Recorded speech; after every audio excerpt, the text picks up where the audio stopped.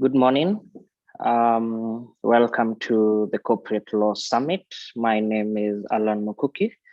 I shall be co-MC for this summit for the next 2 days, together with Alex Ndegwa. We hope as people keep trickling in, now I can see we have 70 here and we have another 10, 20 on the YouTube page. So as things start streaming in, the numbers are going to go up, but time we must keep in that regard. Over the next 2 days, today and tomorrow, we'll be trying to unpack various aspects of the corporate law landscape in Kenya. And in a few seconds, Ndegwa will tell us what is really the concept of this summit. But as we begin, I'd like to just do some housekeeping issues. One being for the Zoom, for those who are here on Zoom, when the panel starts, I would request you to use the Q&A functionality to ask questions. And then myself and my team, together with Ndegwa, will ensure that we pick the best questions for the last 15 minutes of each panel. Those who are watching us on YouTube, please ensure you use the chat functionality. We have another team there also ensuring that they pick the right question, as well as on Facebook. We have a team there as well. So if you have any questions or any issues that you would like to address to the panelists, please use the functionalities to ensure that we get the same.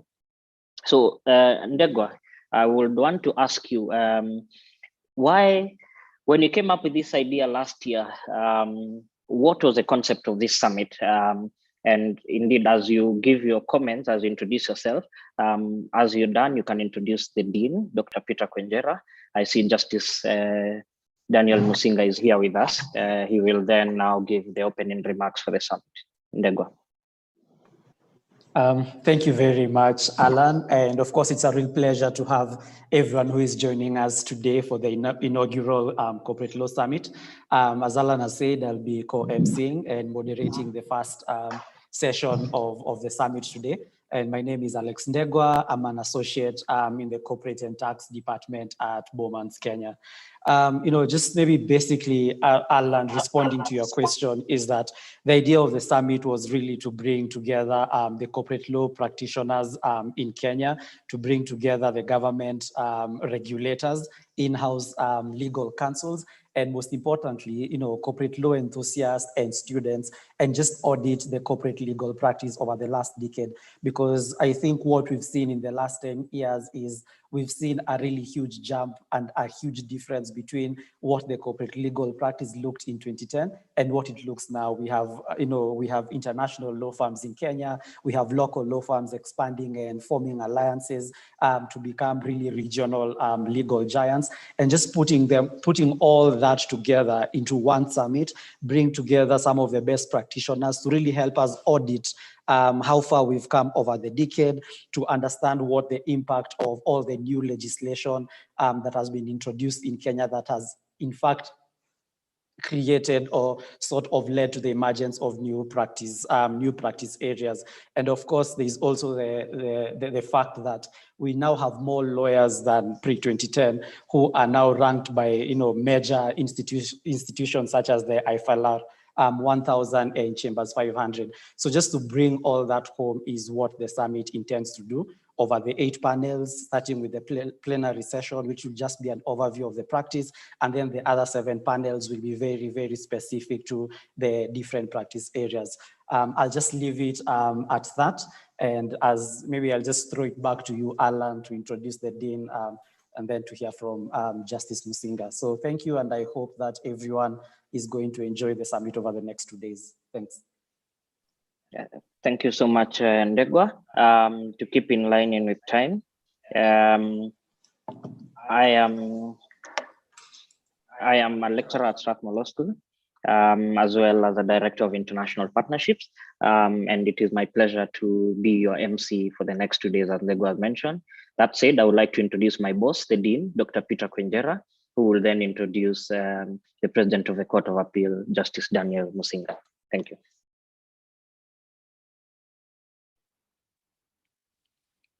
Good morning, all. Thank you very much, and welcome to this summit.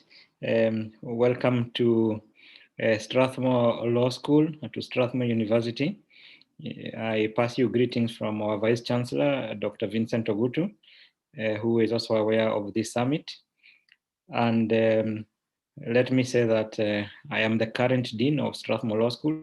I like to use the word current because here we go by terms. There were two before me, and there'll be many after me.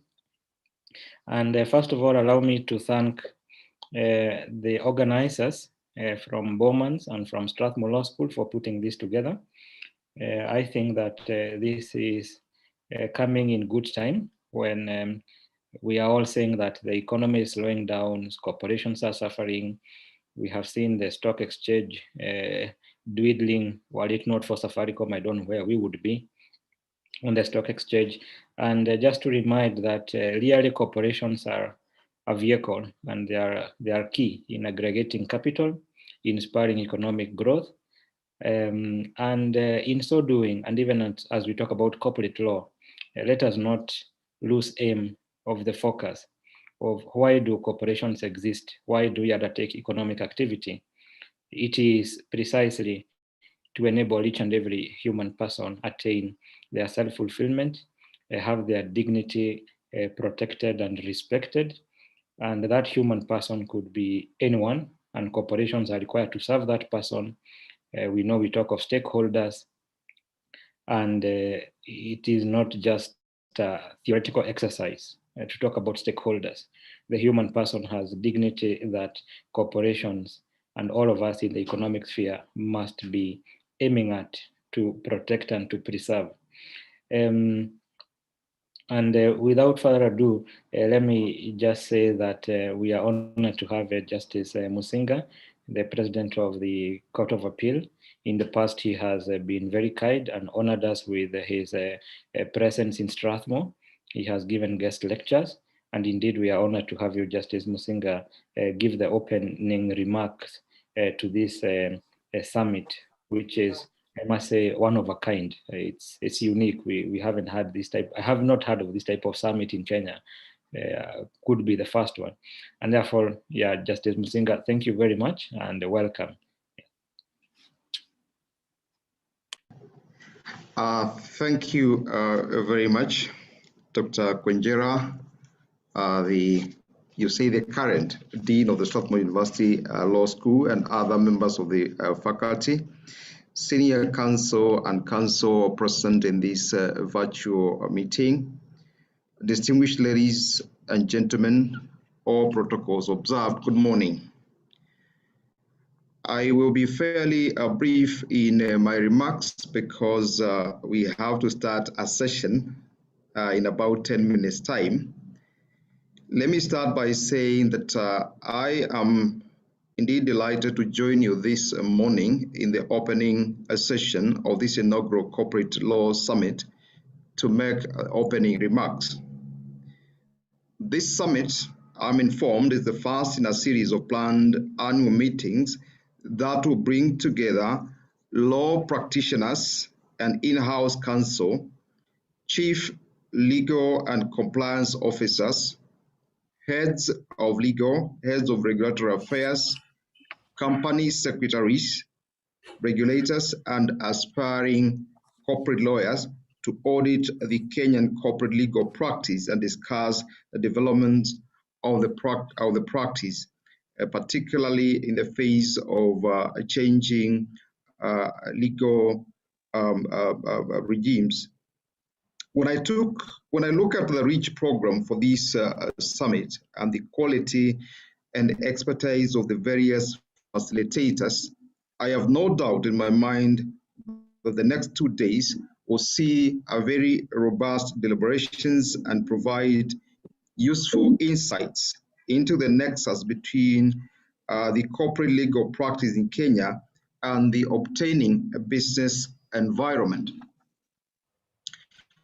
When I received Dr. Kwenjera's invitation to make these opening remarks, I wondered why he picked on me, since I am not a corporate lawyer, having left legal practice nearly 18 years ago, done 9 years in the High Court, and now about 9 years in the Court of Appeal.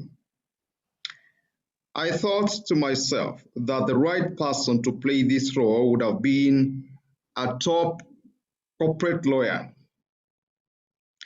And so I wondered what I would tell such a distinguished audience. I decided to highlight just but a few areas that relate to the role of the judiciary in corporate law, corporate governance, and the economic goals of the country. Ladies and gentlemen, legal scholars world over have observed that the quality of legal systems have a huge bearing on corporate governance mechanisms. In effect, countries that have strong quality legal systems tend to promote correspondingly high quality corporate governance in their enterprises, and this in turn leads to growth of stronger corporate entities. In the recent past, and I think that has been well highlighted by Alex Ndegwa, significant legal developments have been witnessed in Kenya. Several pieces of legislation intended to make a business environment more investor-friendly have been enacted. And these include, but are not limited to, the Companies Act 2015, the Insolvency Act 2016, the Special Economic Zones Act, the Business Registration Service Act, the Competition Act 2010, and the Limited Liability Partnerships Act 2011, among others. These new statutes have had the effect of leveling business operations field, making Kenya a more attractive business and investment hub. This legal regime is transformational for the business climate in Kenya and requires a radical shift in the conduct of business for both the government and the private legal sector. Ladies and gentlemen, we are all aware that the judiciary plays a key role in providing an enabling and a conducive business climate, particularly in interpreting various laws and determination of disputes between various players. I have served as head of the Commercial Admiralty and Tax Division of the High Court at Nairobi for, I served as head of the Commercial Admiralty and Tax Division of the High Court at Nairobi for some time before I moved on to the Court of Appeal.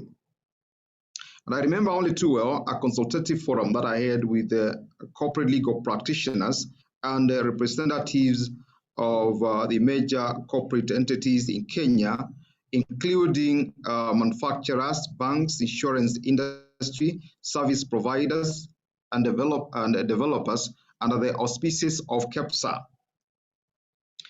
I was deeply concerned about their frustrations occasioned by the slow pace in determination of commercial disputes in our courts.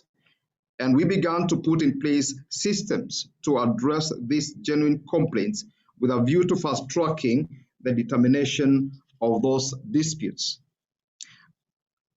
I believe the Commercial and Admiralty Division of the High Court is still innovating and implementing systems that are improving its service delivery.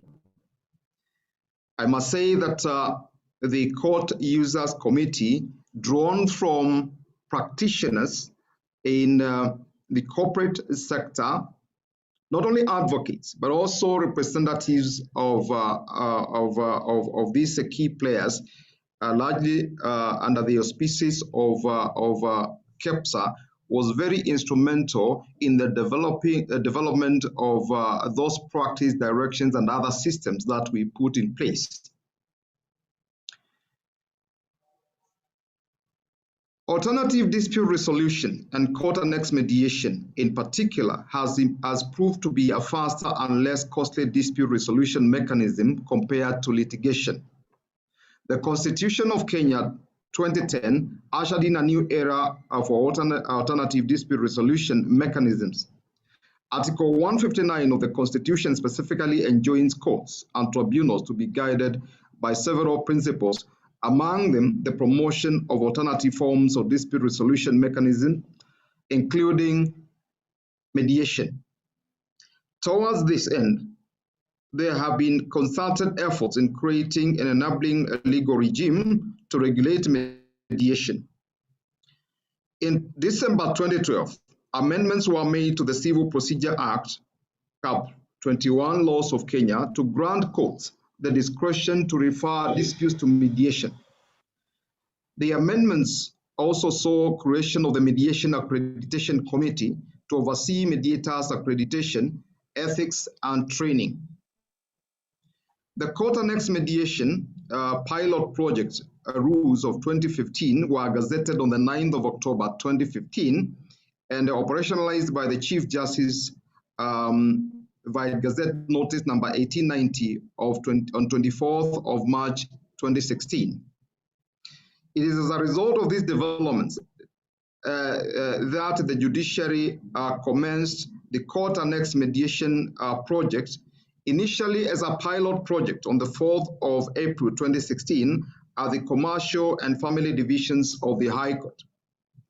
This pilot project came to an end in July 2017 with a total of 629 cases having been referred to mediation. The cases had an overall settlement rate of 55%, and of significance is the fact that a total amount of more than 2 billion Kenya shillings had been released into the economy at the end of the pilot phase through the cases that were resolved by way of mediation. To date, a total of 6,900 cases of commercial and family nature have been referred to mediation and successfully resolved, releasing approximately 9 billion Kenya shillings previously tied in litigation. This project has resulted in immense goodwill to the judiciary and have also positively contributed to Kenya's ranking in the ease of doing business World Bank Index. It is important to note that the time for settling disputes has reduced from an average of 50 months in the Commercial and Tax Division and 43 months in the Family Division respectively to an average of 66 days through court-annexed mediation. In addition to reduced timelines, which has a bearing on the ease of doing business, mediation has led to increased levels of client satisfaction. The flexibility ingrained in mediation allows clients to come up with mutually acceptable and creative solutions in a win-win situation, unlike in an adversarial judicial process. The Small Claims Courts have also been established under Section 4 of the Small Claims Courts Act 2016, with the jurisdiction to determine claims relating to a contract for sale and supply of goods or services, a contract relating to money held and received, liability in tort in respect of loss or damage caused to any property or for the delivery or recovery of movable property, compensation for personal injuries and set-offs, and counterclaims under any act whose monetary value does not exceed 1 million Kenya shillings. The Chief Justice operationalized the first of these courts via Gazette Notice number 3791 of 23rd of April 2021 at Milimani Commercial Court and gave Milimani Commercial Court a power to exercise jurisdiction within Nairobi Court with effect from 27th of April 2021. In terms of geographical reach, funds and human capital allowing, the small claims courts will be established countrywide. These courts will ease the pressure that is currently experienced by courts and assist small and medium enterprises resolve their disputes faster. Ladies and gentlemen, let me say that the judiciary is committed to continuing to play its rightful role by enhancing its service delivery through various interventions aimed at making judicial services more accessible and dispensed in a fair, transparent, and expeditious manner. I am, however, aware that there are valid concerns that have been raised by corporate legal practitioners regarding recent judicial pronouncements in the area of arbitration, a very important area in resolving many commercial disputes. It is important that we dialogue on this area and see whether there are issues that need legislative amendments to be effected to reflect the realities of modern business enterprises and expectations thereof. With those few remarks, ladies and gentlemen, I wish to thank the Strathmore Law School in collaboration with the lead partner, Bowmans, for bringing together such an eminent pool of experts in this corporate summit. I have no doubt the forum will come up with very useful insights and solutions to the challenges that currently obtain in the legal practice in Kenya. I thank you, ladies and gentlemen, for listening to me.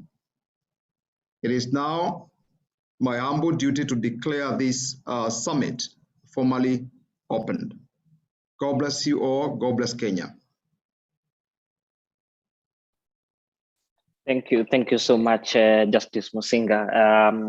Indeed, that has been a befitting opening for this summit. I know you have to rush to court, which started 3 minutes ago. We wish you the best in that as we begin today's summit. Thank you so much on behalf of Strathmore Law School as well as Bowmans Kenya. Thank you.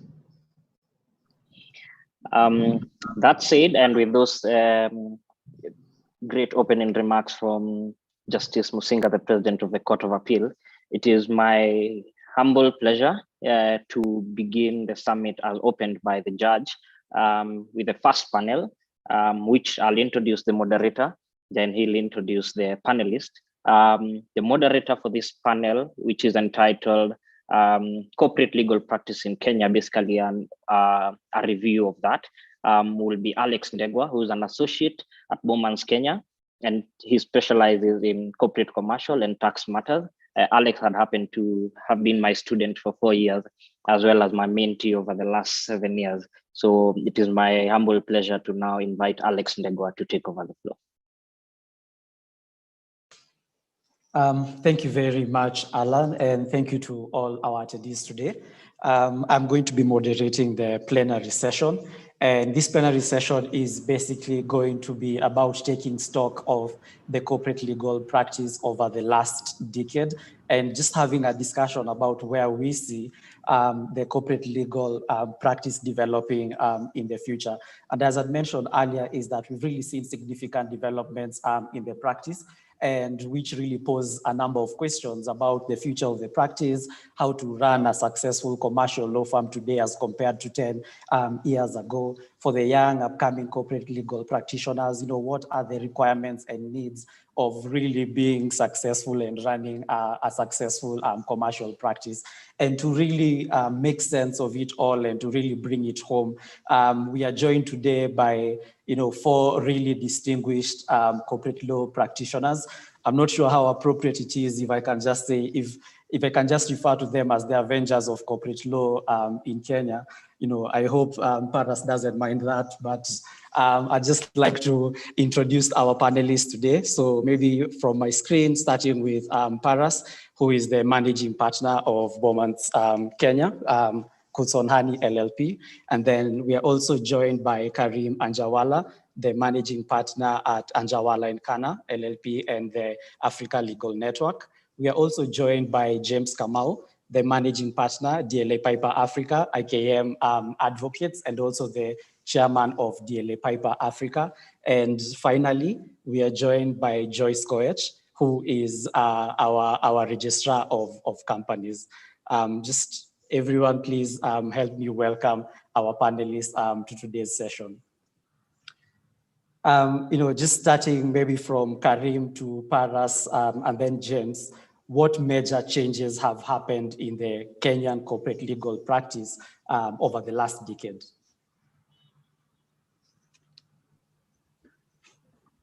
Thank you, Alex.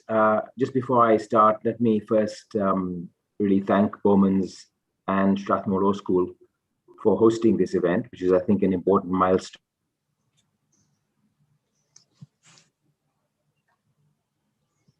I think. Hi, I'm so sorry. Can you hear me? I was muted, I think, by the host. Yeah. Oh, yeah, we can hear you. Yeah. Okay, so I'm not sure where I got cut off, but I was actually starting by thanking Bowman's and Strathmore for hosting this event. I think it's really important and timely. So our grateful thanks, I'm sure, from James, from Joyce and myself, and from all the other attendees to Strathmore and to Bowman's. Let me just kick off with a few opening thoughts on how practice has evolved in the last 10 years. I think the biggest change, there are so many, but the biggest change is the depth of quality and expertise that's available across many, many more firms. I think if one goes back 10 years ago, there was a handful of firms who you could say were the kind of the corporate gurus. And now there are, I would say, dozens of them who can practice corporate law very, very competently. So I think depth has helped. And in a way, I think this is a function of what I call the democratization of know-how and expertise, enabled to a large extent by IT and by the willingness of lawyers to embrace new ideas and new ways of practice and so on. And so by and large, I think in the larger firms, basic technical competence is now a given, right? And that wasn't necessarily true a decade ago. I don't think if you're dealing with a major corporate firm, of which there are many, as I said, you won't find many basic technical errors, right? So I think that's a major change. I think the second major change kind of at an institutional level is the quality of graduates. And here I think we, to a large extent, owe a debt of gratitude to Strathmore.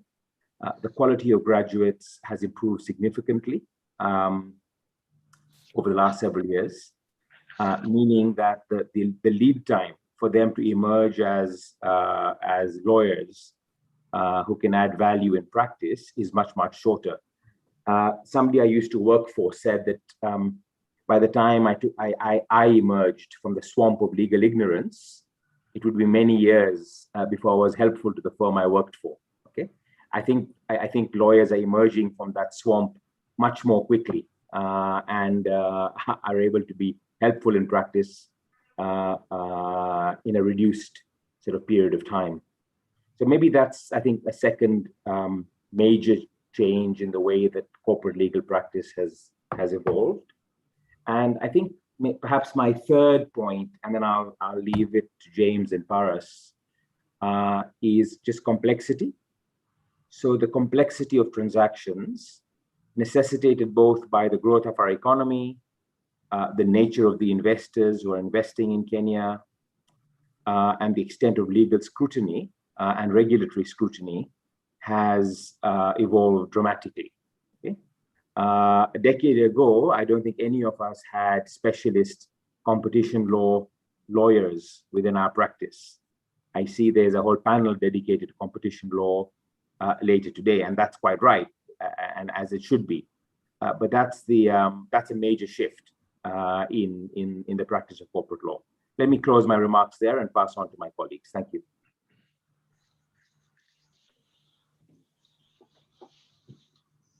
Thanks, Alex, and congratulations to you and to Strathmore for putting together this fantastic two-day event. I agree with Karim on everything he said. I think I would add a couple of other things in terms of the major changes that have happened over the last decade. I would actually stretch it probably further. I think the real changes started happening, and Karim should take a little credit for this, when firms like his started going into a real modern business of law, which was whenever it was, Karim, 15, 20 years ago, I'm not sure, when you ventured into Nairobi and really modernized and took the challenge to the incumbent then law firms of modern legal practice. So I think that's when the real catalyst of change happened. And then firms like ours have followed, firms like James's have followed, and many others, as Karim has said, have followed. That indeed, coupled with economic development in our country, in our region, soon after the Kibaki administration started, the complexity of work that was required for privatization work, for project work, for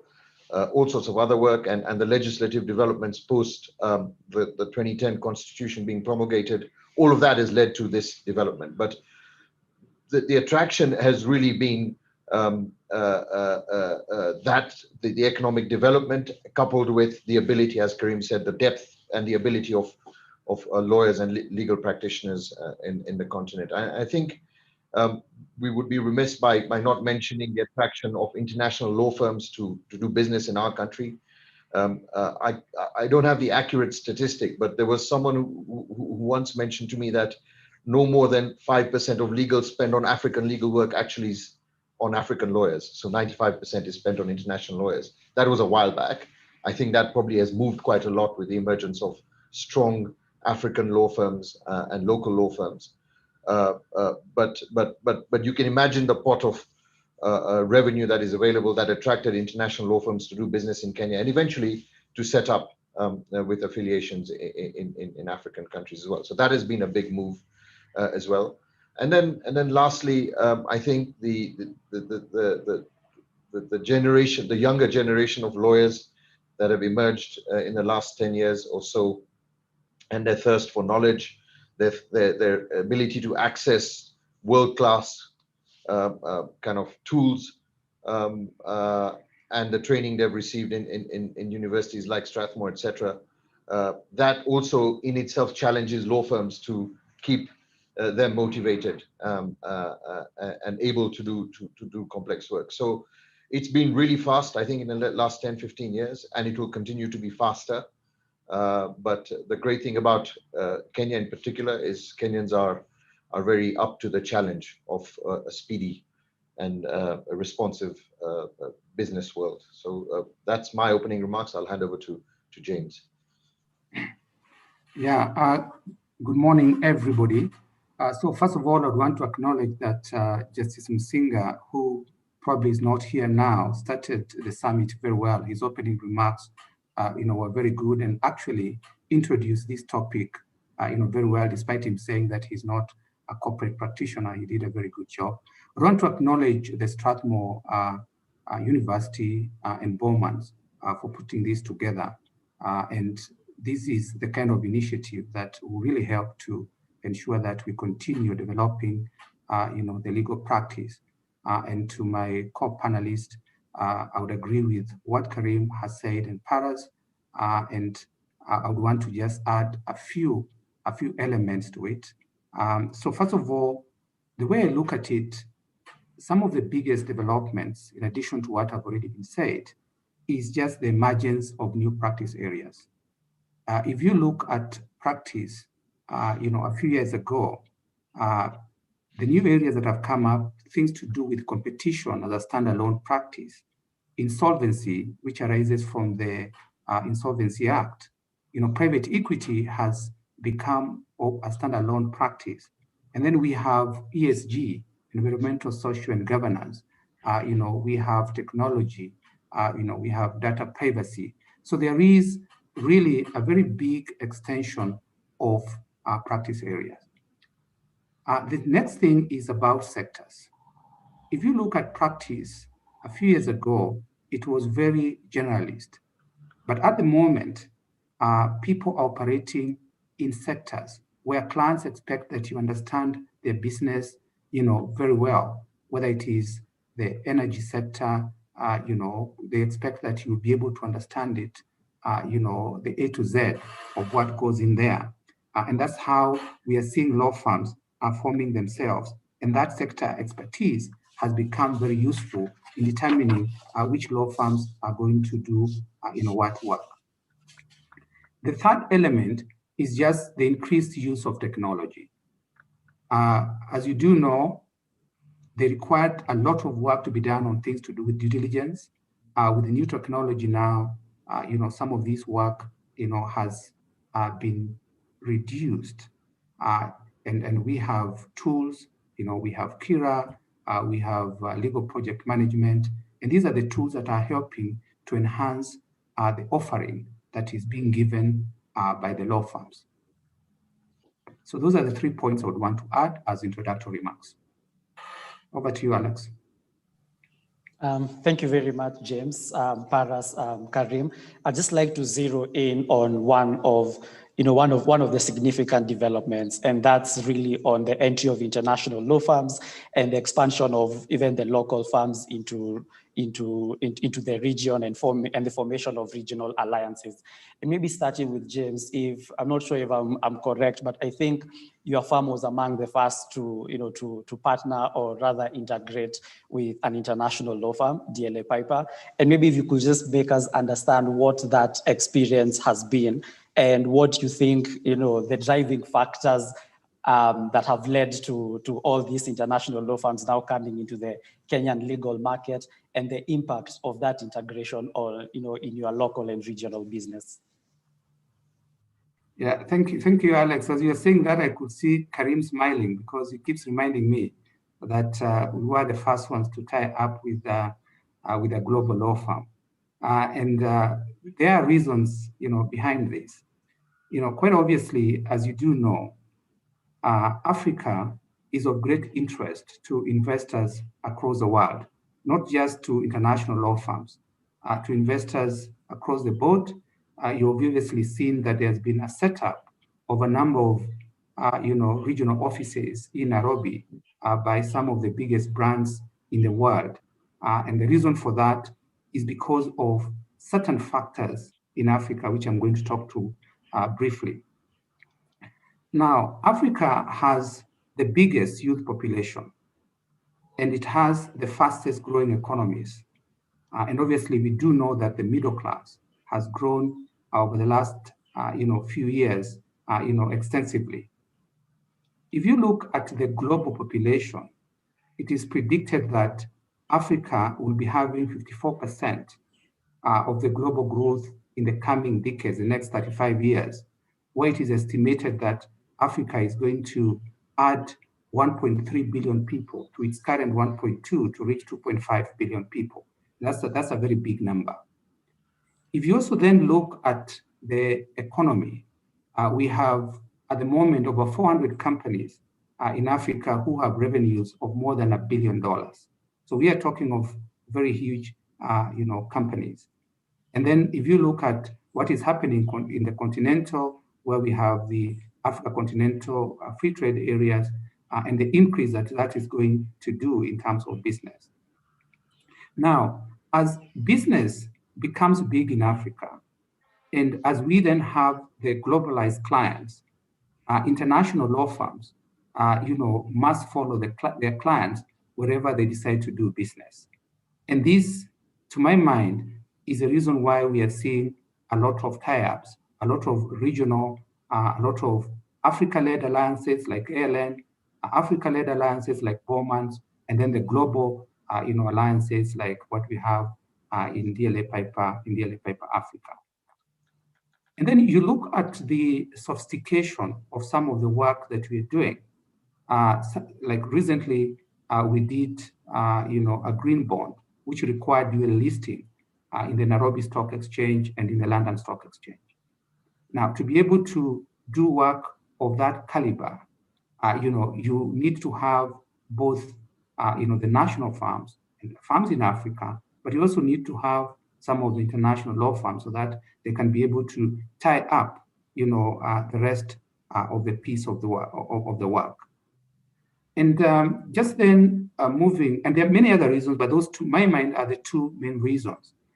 Now, the impact of this obviously has been that there are more transactions that are being done by the law firms in the country, and that is because people are being entrusted, more sophisticated work on the basis that the legal market now is known internationally to be having, a number of these law firms. And then what has also now happened is there has been improvement in the standards of work because people are adopting international standards. And that also obviously offers a great deal of opportunity, for the Kenyan people, for the good graduates who are coming out of the schools like Strathmore, University of Nairobi, and others, to be able to, work in law firms, which essentially maintains, international standards. And I would say that those are the impacts. I'll pause there for 1 minute. And thank you very much, James, for that insight. Paras Bowman has taken a different approach. Rather than tie up with an international law firm, Bowman is positioning itself, as a regional, legal giant. So maybe if you could just give us your thoughts on the benefits of forming a regional sort of alliance and what that has had, or the impact that has had on both the Bowman's Kenya office and even the regional business. Yeah, Alex, our approach is slightly different. We decided to remain independent of international law firms about 9-10 years ago, and decided to become an African law firm, obviously with roots in South Africa, and first started in Kenya. We're now in 8 countries across East, South, and West Africa. And I think there are different approaches, and each of them have their benefits as well. Ours is a more kind of integrated approach where all our systems and our people are effectively in one firm. That decision was largely led by what we saw as a client demand for an African law firm of world-class standards, and there are a fair number now as well of those. What we were seeing is multinational clients with presence in many countries in Africa wanting more efficient delivery of legal services, whether it was for an acquisition or for a regulatory piece or whatever. And what then happened was they used to traditionally go to a firm in London or wherever, and they would then coordinate 7, 8, 9, 10 firms on the continent. That became inefficient. The standards were all different. The cost goes up, et cetera, et cetera. So what firms like ours, firms like ALN, and indeed DLA now, and others offer is a more consistent quality of service across the continent, where you expect the same service, whether you're in Nairobi or Johannesburg or Lagos or whatever, and more efficiently delivered in a manner that the client doesn't have to talk to so many people in different countries. So that was really the main reason why that happened, and that's been very successful. What we have seen is a shift from clients from instructing firms in London or overseas to actually just coming to firms, whether it is in Kenya or Uganda or Lagos or whatever, and actually we're doing a bulk of the work. In fact, in many cases, we now instruct for maybe English law, you might be instructing a firm in London. It's kind of turned around. So that's been very, very successful for us. What benefits that offers? First, of course, we're a business and it offers more profit and more revenue. As I've said, some of that revenue was kept outside Africa. Now it is in Africa, and that allows us to attract more talent, to invest more, and make our firms even more competitive in a global environment. So that's the first advantage. The second one I think is really important, which is opportunities to our people.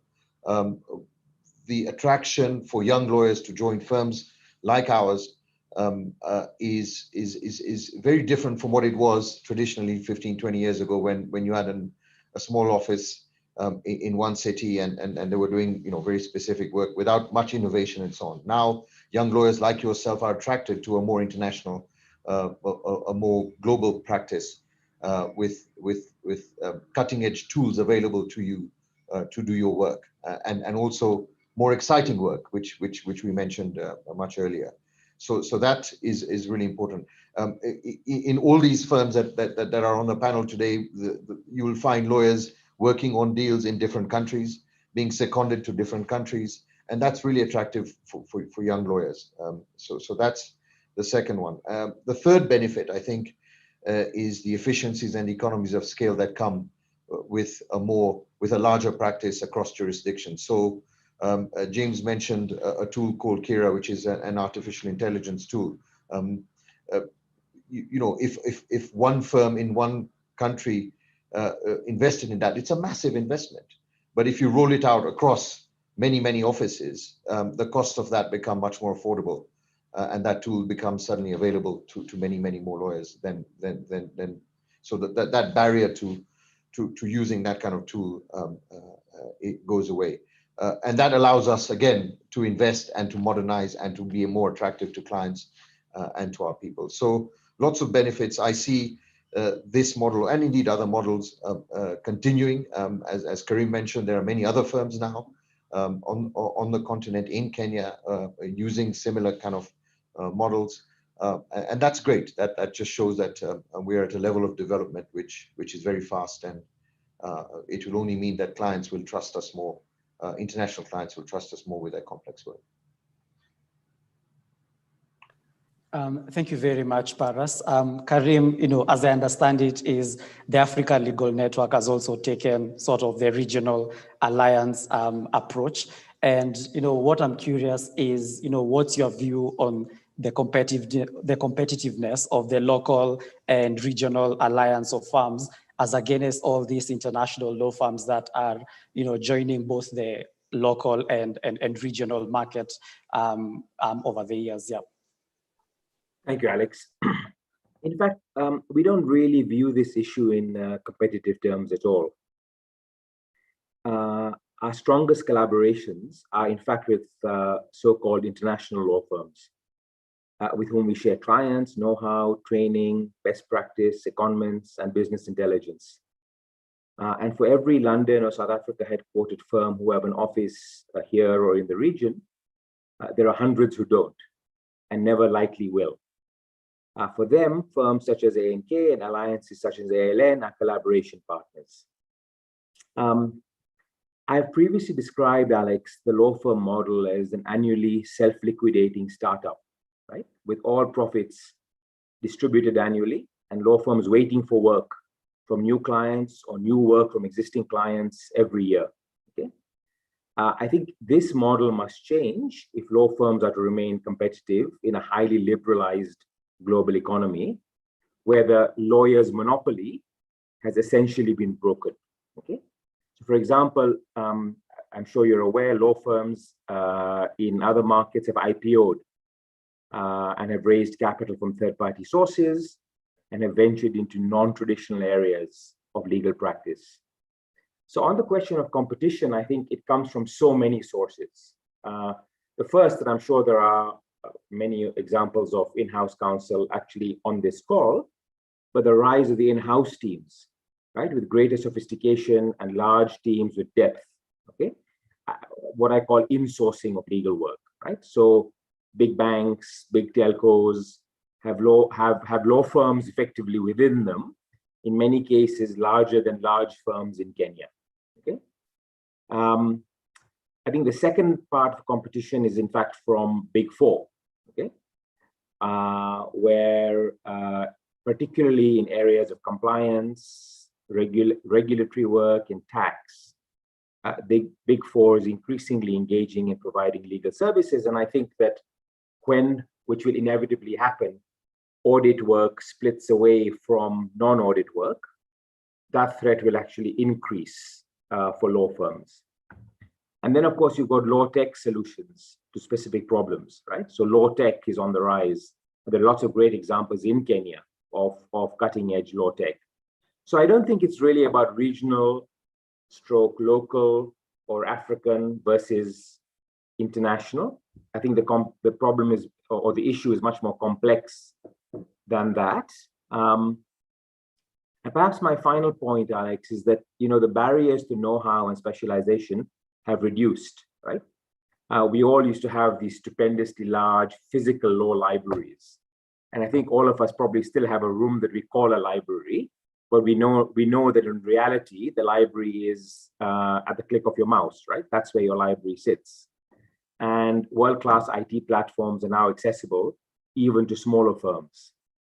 And so I think there's room for everybody, right? There's room for the model that James described.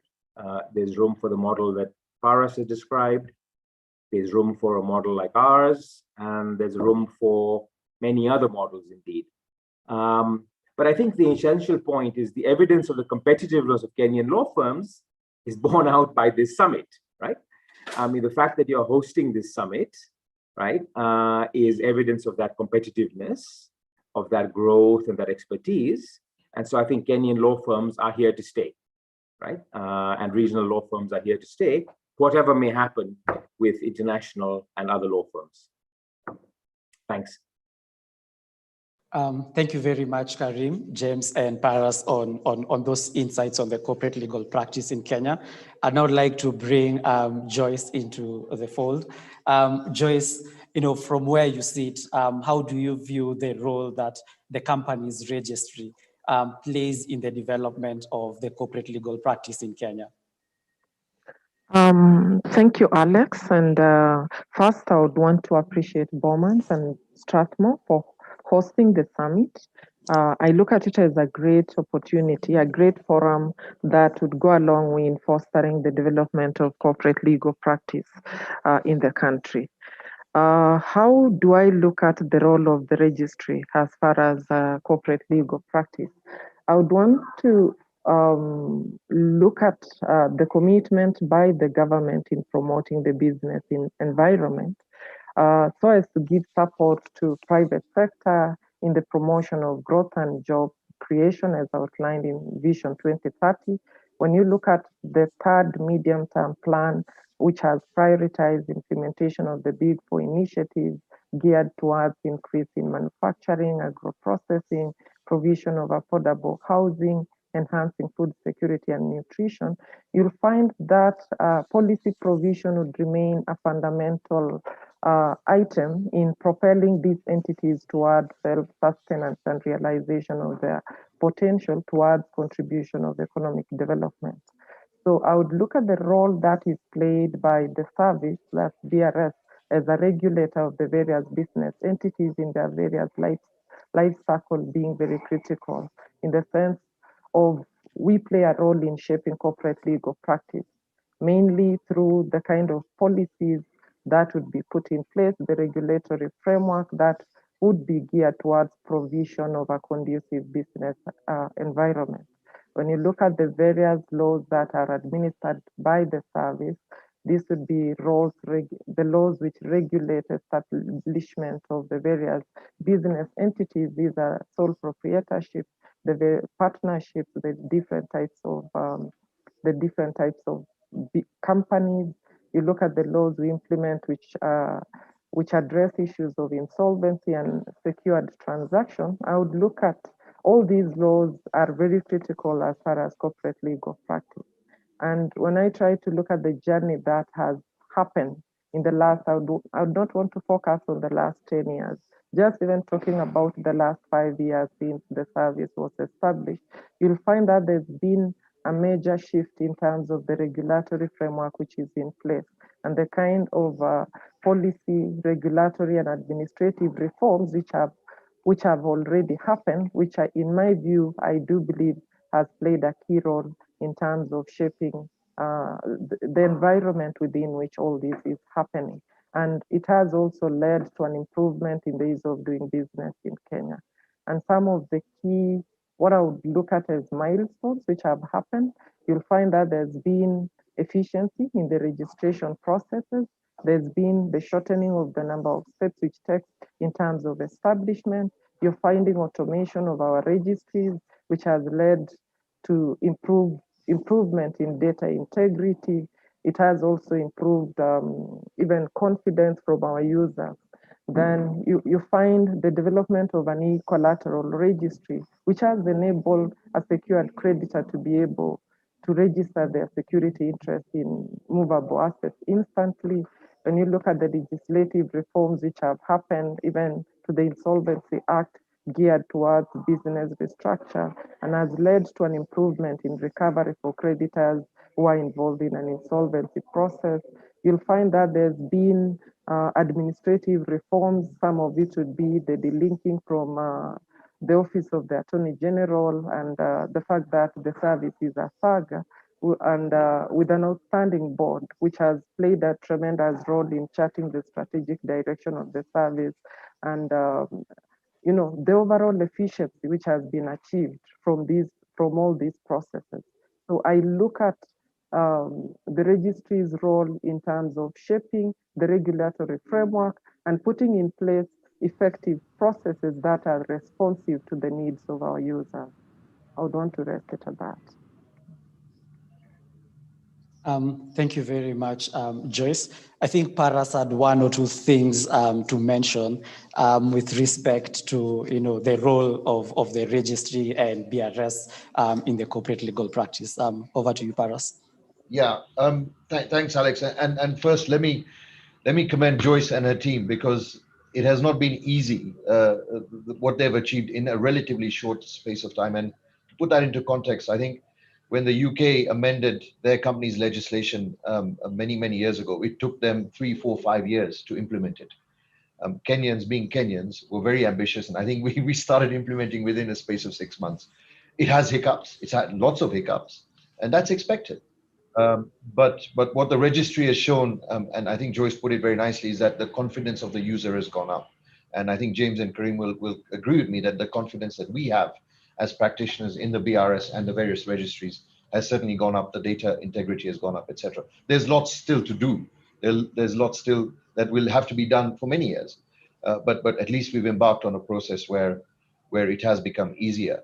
And I think one of the things that arises out of that links to the other conversations that we're having is what I call the commoditization of practice. And things like, drafting debentures or leases or conveyancing and all that. With digitization, the way that is happening in Kenya, quite frankly, all that stuff will be done as it is done in many other countries at the click of a button, and it won't really need very experienced lawyers or sophisticated lawyers to do those things. And that means that leads us to the other conversation, which is other areas of law and more complex and more challenging areas of law coming up. So 20 years ago when I started practicing, when debentures and leases were really, that's where you made money. I mean, that's all going to go away. And again, with the work that the BRS is doing, I think it will be very interesting. The last comment I would make is the integrity of the BRS in terms of its systems and not being vulnerable to what we used to have in the past. There was lots of fraud. Joyce knows many occasions where we've chatted about company records being tampered with and all that. That goes away, and that just makes Kenya a more attractive and safer destination for people to do business. So huge kudos to the BRS.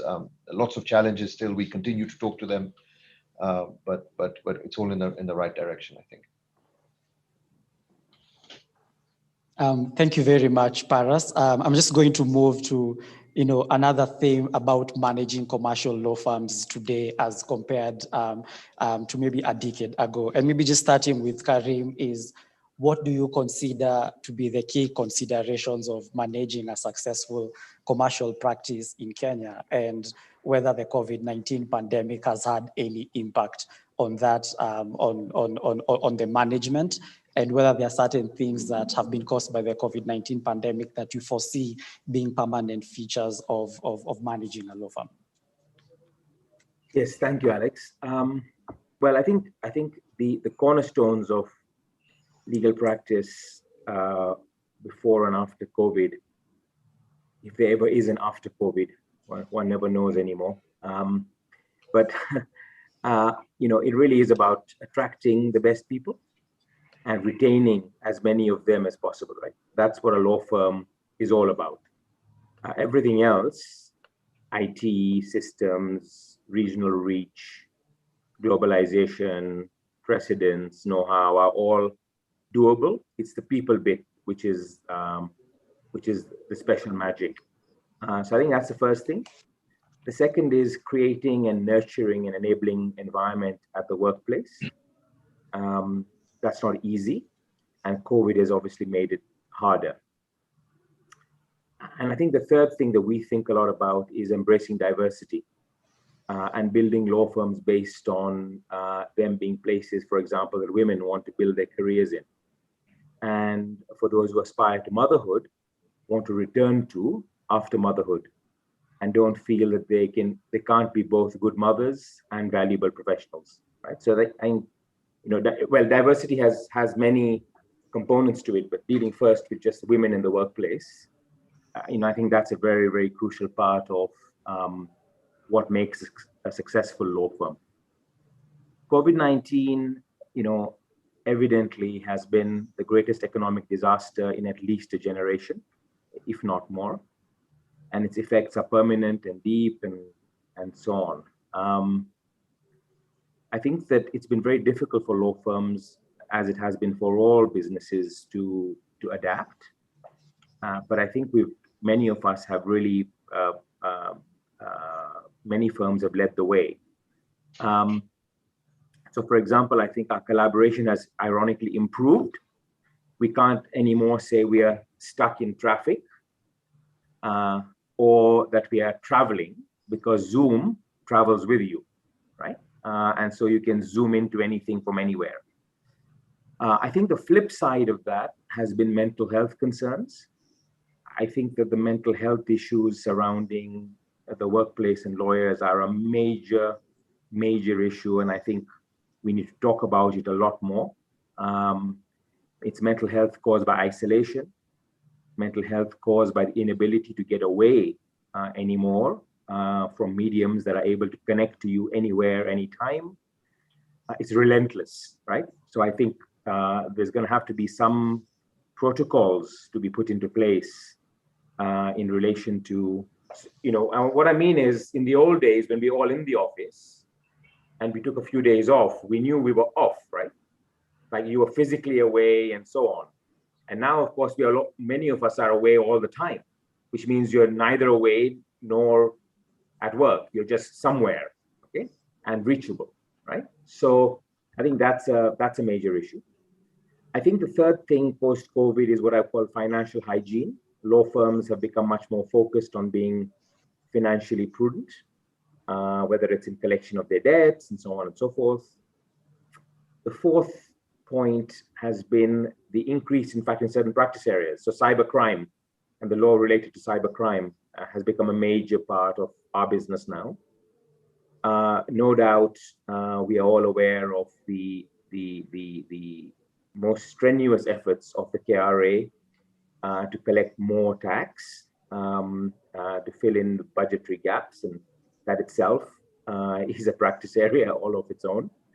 And the rise of fintech, I think, fintech, health tech, agri-tech, every form of tech, right, to try to solve pressing problems. Finally, COVID, permanent features. I mean, I suppose this won't be surprising, but I think remote working is permanent. Some years ago, pre-COVID, we proudly announced that we would have a day a week for senior people to work from home, and then we would filter it down the firm. Now with COVID, that seems faintly ridiculous, right? That it was only a day a week, okay, and it was only certain people. That I think is now a feature that's here to stay, some form of remote working. Yeah, so those are my thoughts, Alex. Thank you. Thank you, Karim. James, you manage both the Kenyan office, and I also understand that you also supervise the overall implementation of DLA strategy in Africa. Maybe in your opinion, and just throwing back the same general question of what it takes to manage a successful commercial law firm, and to add on top of that, what are the challenges of, managing the practice today? Yeah, for you, yeah. Thank you, Alex. Karim has actually captured, a lot of the essential elements. I'll just mention them in terms of theme because I'm also conscious of the fact that, time is passing. So the first thing we realized is this issue about wellness, and we came up with obviously the Mindful Business Charter, which is just meant to do some of the things that Karim talked about, that mental health is becoming a problem, and the law firms being a human capital business. If you're having such a big challenge, then you need to be able to take care of the people. So that becomes very important. And then the next thing is you then realize that you are working, far from each other, and you must have something that brings you together. And we realize that it is very important to develop a culture, that helps people to be able to, have expectations, from each other. And this obviously is built within, the values. You then, and Karim mentioned this about, the technology.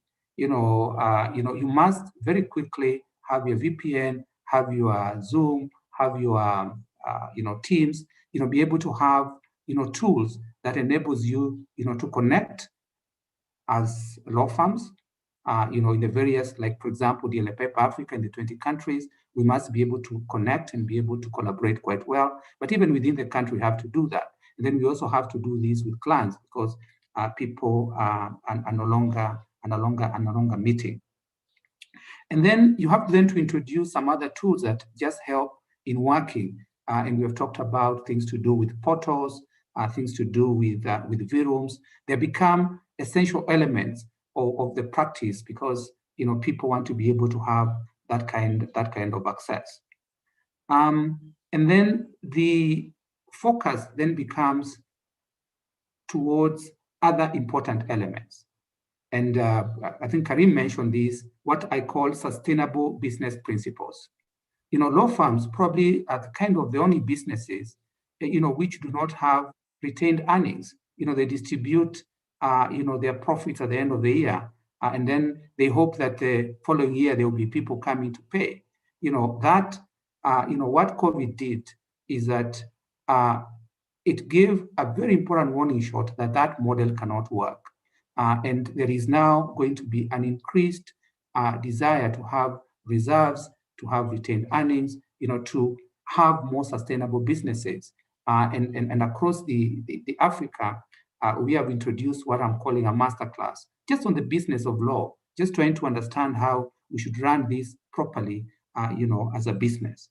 And then the last one is just about responsibility. We live in a continent which believes in taking care of each other as a people. And this responsible business is very important.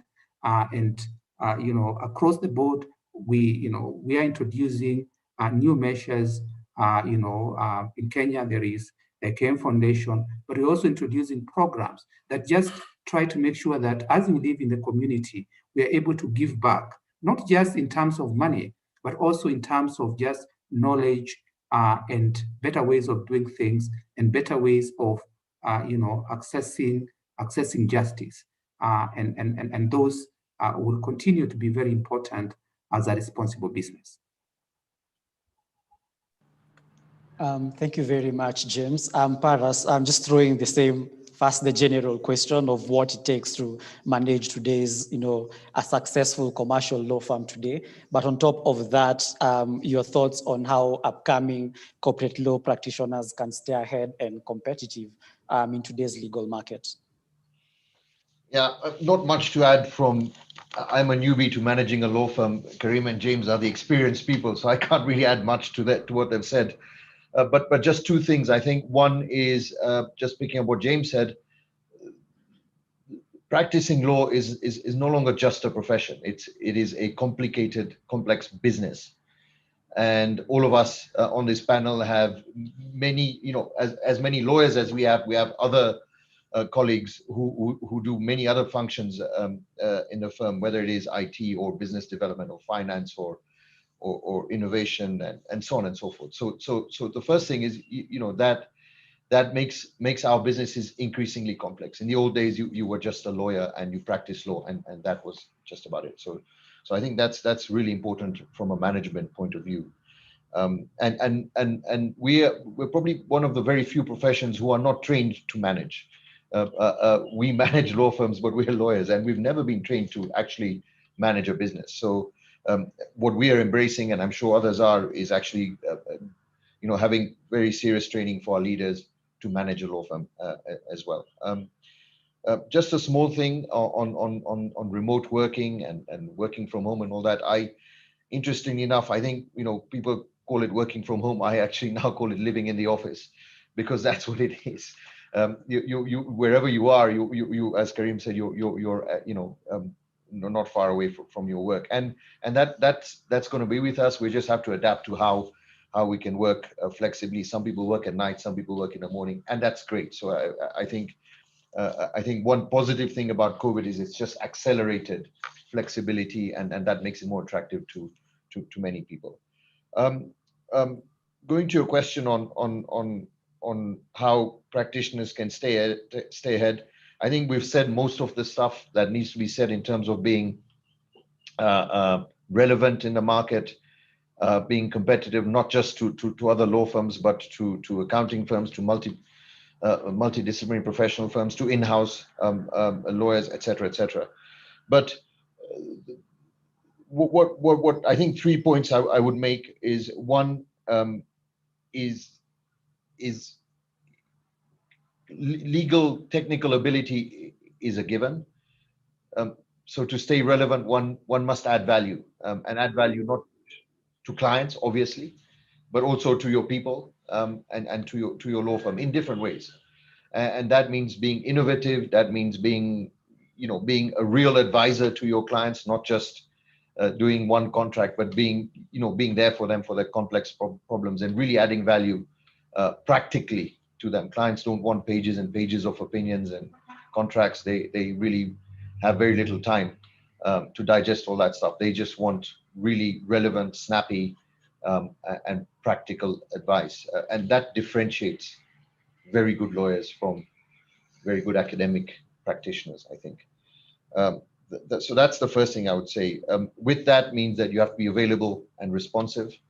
And if you look at the speed of responsiveness of lawyers today compared to 10, 15 years ago, it is generational leaps.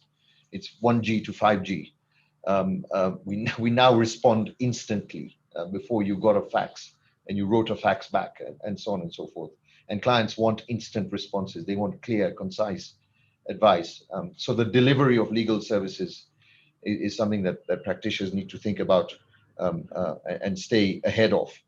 And that then leads to investment in technology, in people, in training, in systems,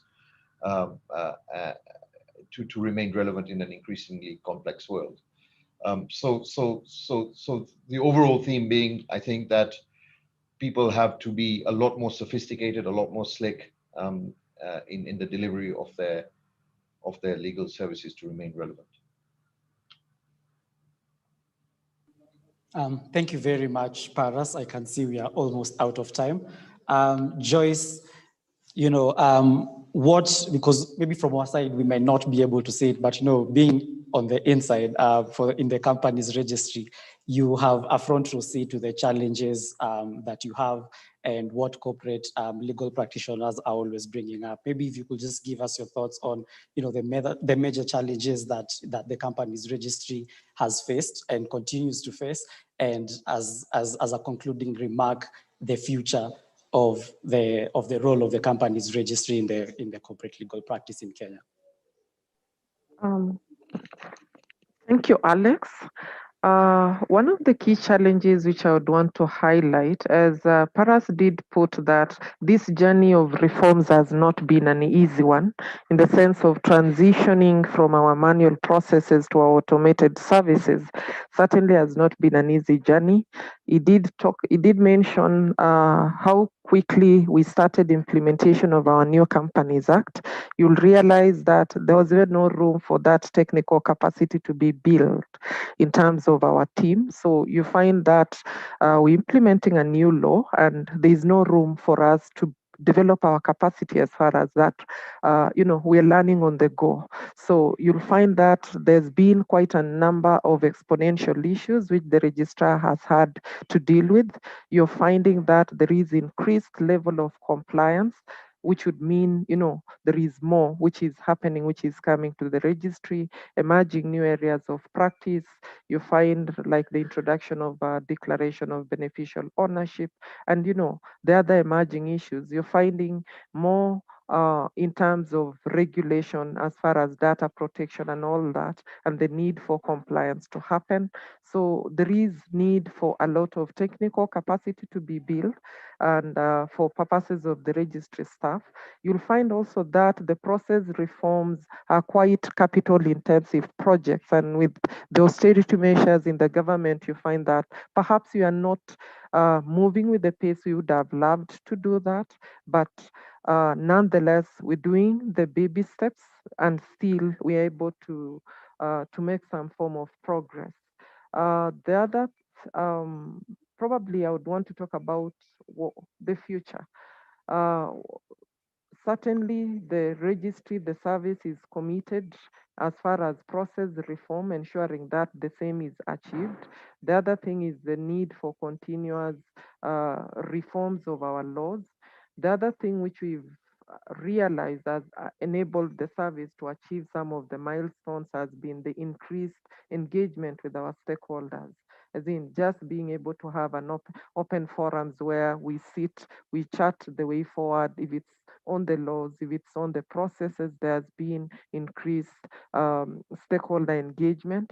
The other key things that we'd be looking at is to increase collaborations with other government agencies through integration to improve the kind of data that we receive, increased collaborations even with investigative agencies so that there is increase in terms of enforcement.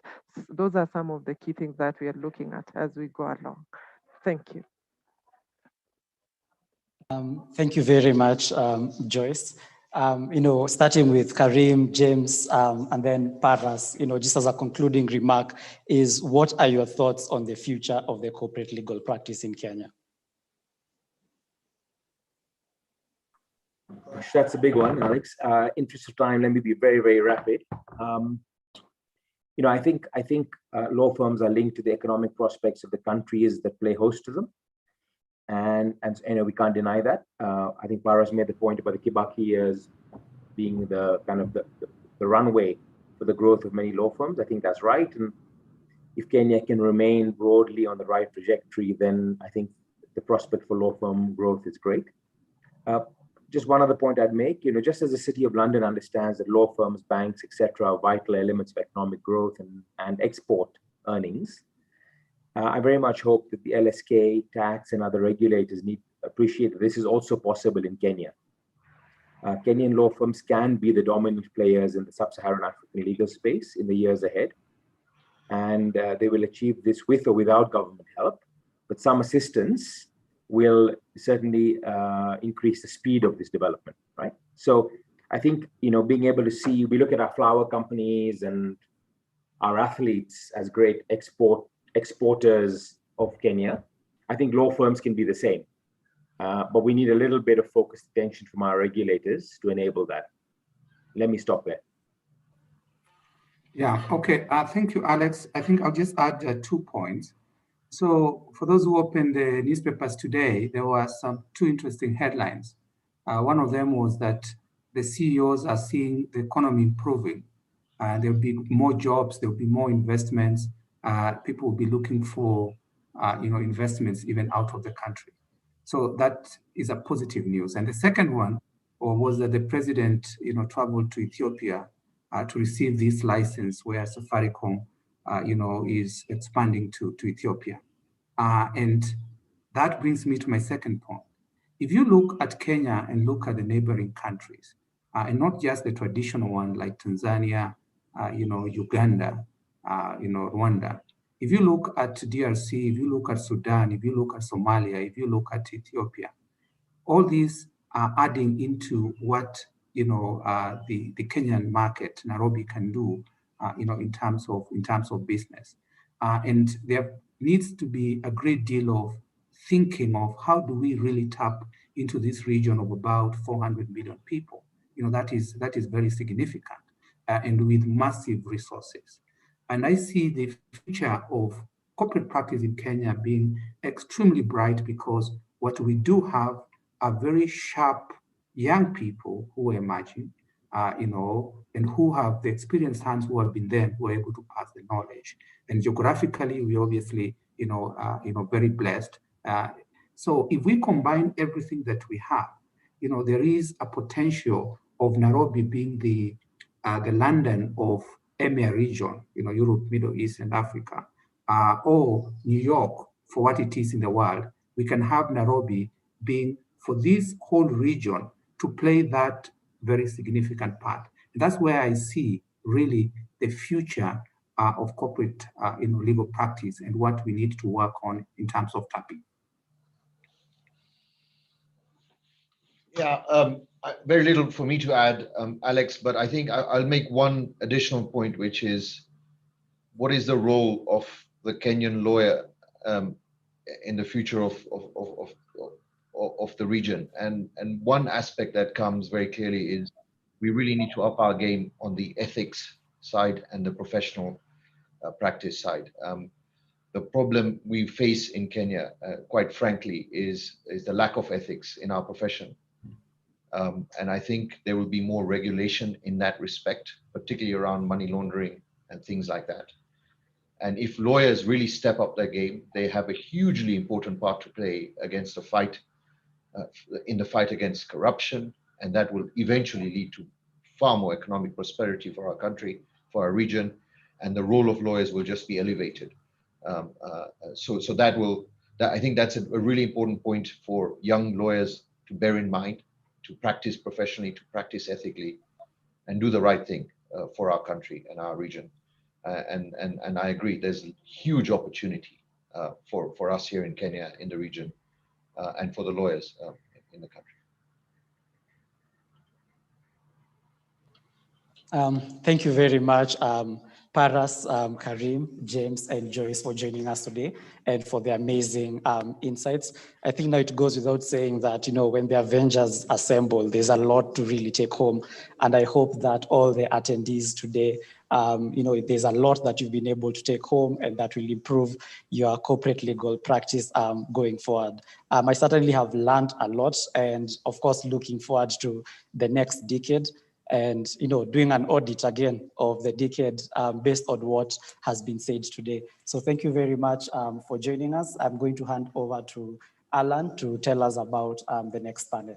Thank you, James. Thank you, Karim, Joyce, Paras, and have an amazing year in your firms. Yeah. Thanks. Thank you. Thank you so much, Ndegwa, and the panelists as well. Thank you for the insightful discussion. Some of the questions that had been asked, basically you answered them as you progressed in your presentation. As Strathmore Law School, as well as Bowman's, which Parasha is the managing partner, we are grateful that you could take your time to be with us for this particular panel, despite your busy schedule. That said, we shall take a breather for 10 minutes as we welcome in the next panel on competition law in Kenya, rather a decade of competition law practice in Kenya. So thank you so much. See you. We begin at 10:15. Thank you all. Bye. Thank you and bye-bye. Bye. Thank you and bye.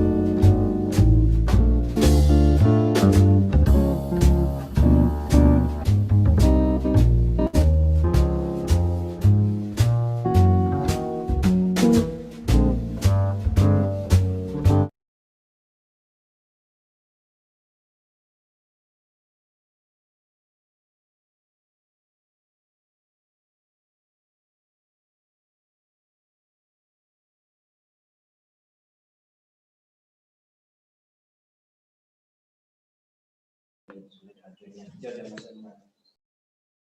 in. So, thanks. I can say.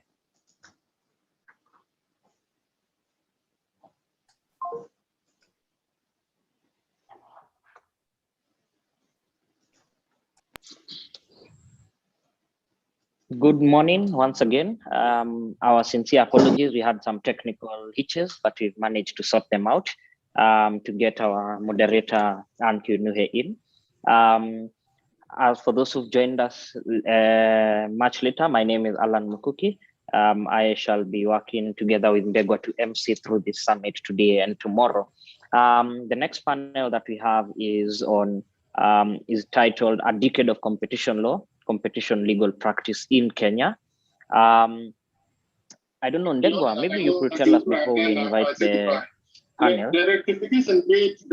Before we invite the panel, what was the agenda behind this panel before we introduce Anne Kinuhe? Thank you very much, Alan. I think if I could just borrow from a statement that Karim made in our plenary session, that 10 years ago, we really did not have sort of a specialist competition practice in Kenya. And now, competition is now a big thing. And I see the kind of work that Joyce does once in a while when I'm involved, and you can really see the maturity already in the competition legal practice. So this particular panel is meant to, audit that development over the last decade and how the future of the competition legal practice looks like. Thank you so much, Ndegwa. That said, I must mention, and I think Anne will mention, Professor Thomas Ross, I know it's almost midnight in Canada. Thank you for being part of this panel, for the sacrifice also to be here with us. Oh, it's a pleasure, thank you. Not a problem. So Anne Kinuhe will be the moderator for this panel. She is a partner in Anjawala and Kana in the corporate department. She has over 10 years experience as a corporate lawyer, and she specializes in mergers and acquisition, IT and telecommunications law, competition law, and IP law. She has been involved in a number of prominent corporate law transactions in Kenya, where she has represented Helios Investment Partners, Vivo Energy, Telcom Kenya, Godrej Group, Schneider Electric, and is a recognized leader in her field. She also co-heads the competition law practice department at A&K, which is Anjawala and Kana, and has spearheaded several initiatives in antitrust law development in Kenya and COMESA. She is also ranked by the Chamber's Global Legal Directory as a very positive and sparky lawyer, and receiving client praise for her drafting skills and contracts analysis. And she has been voted as one of the best M&A lawyers by IFLR 1000, as one of the best international, the oldest and most respected worldwide legal peer review guide, where she has also won the CFC Stanbic Rising Star Award in 2015 in the professional services category. And this award usually celebrates people in the workplace aged between 28 and 40 who have a capacity for achievement, success, and make a valuable difference. Anne, karibu sana. The panel and the screen is yours. Thank you. Thank you so much, Alan, and good morning, everyone, or good afternoon, depending on where you're joining us from. A warm welcome to all of you. We are really delighted that you could join us today. As Alan said, my name is Anne Kinuhe, and I'm your moderator for today's session on competition law.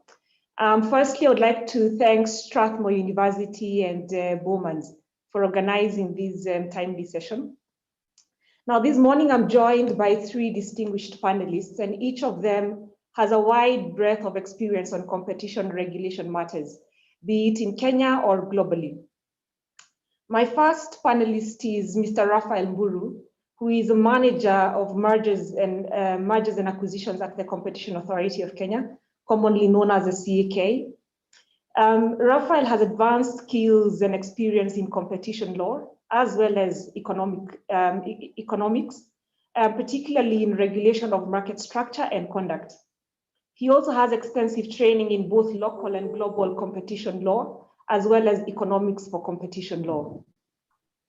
My second panelist is Joyce Karanja. She's a partner at Bowman's, otherwise known as Coulson Honey LLP. She's the head of the corporate and commercial practice at Bowman's office in Kenya, and that also includes the competition practice. Joyce has over 15 years experience as a corporate lawyer, and she now specializes in mergers and acquisitions and competition law, in which she is highly rated by both chambers and IFLR.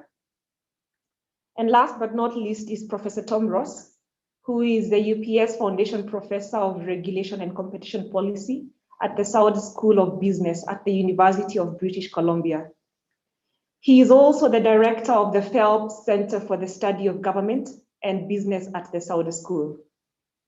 Professor Tom Ross is an experienced economist, and he holds a doctorate from the University of Pennsylvania. His research in the areas of competition policy, industrial organization, and public-private partnerships, as well as experimental economics, has been published in a number of scholarly journals. And these include 2 published academic articles about the Kenyan competition policy. He has been a frequent lecturer on competition policy at Strathmore Business School, and therefore, besides his impressive experience outside of Kenya, he is also very well versed on Kenyan competition law matters. As Alan mentioned, Professor Tom Ross is joining us from Canada, where it is shortly after midnight for him. And I understand he also has a full working day ahead of him after this. So I'd like to just personally thank him for the sacrifices that he's making to be with us today. Thank you, Professor, and welcome all to this panel. Now, before we begin, just some few background information. I think, as we all know, a vibrant and fair competition regime is important, and it is particularly important in a developing jurisdiction such as Kenya. It brings dynamism to an economy. At the same time, and to quote Justice Leonard Hand, the successful competitor, having been urged to compete, must not be turned on when he wins. As such, competition laws or a competition regime must be fair. It must be applied fairly, and it must encourage rather than deter free enterprise. Now, Kenya has certainly come a long way when it comes to competition regulation. From the 1970s, when the underlying philosophy of the then Price Control Act was merely to protect consumers against price increases, to the 1980s and 90s, when the Kenyan economy started to move away from a price control regime, and we saw the introduction of competition law through the Restrictive Trade Practices, Monopolies and Price Control Act. It took the country another 21 years before the antitrust laws in Kenya were overhauled and modernized through the coming into effect of the Competition Act in August 2011, which is almost 10 years ago. And that is what we will be speaking about today. Now, since that act came into effect, we have seen an increase in the mergers approved by the Competition Authority from 65 in 2012 to an average of 120 to 150 in more recent years. And this is despite the many challenges posed during the COVID pandemic.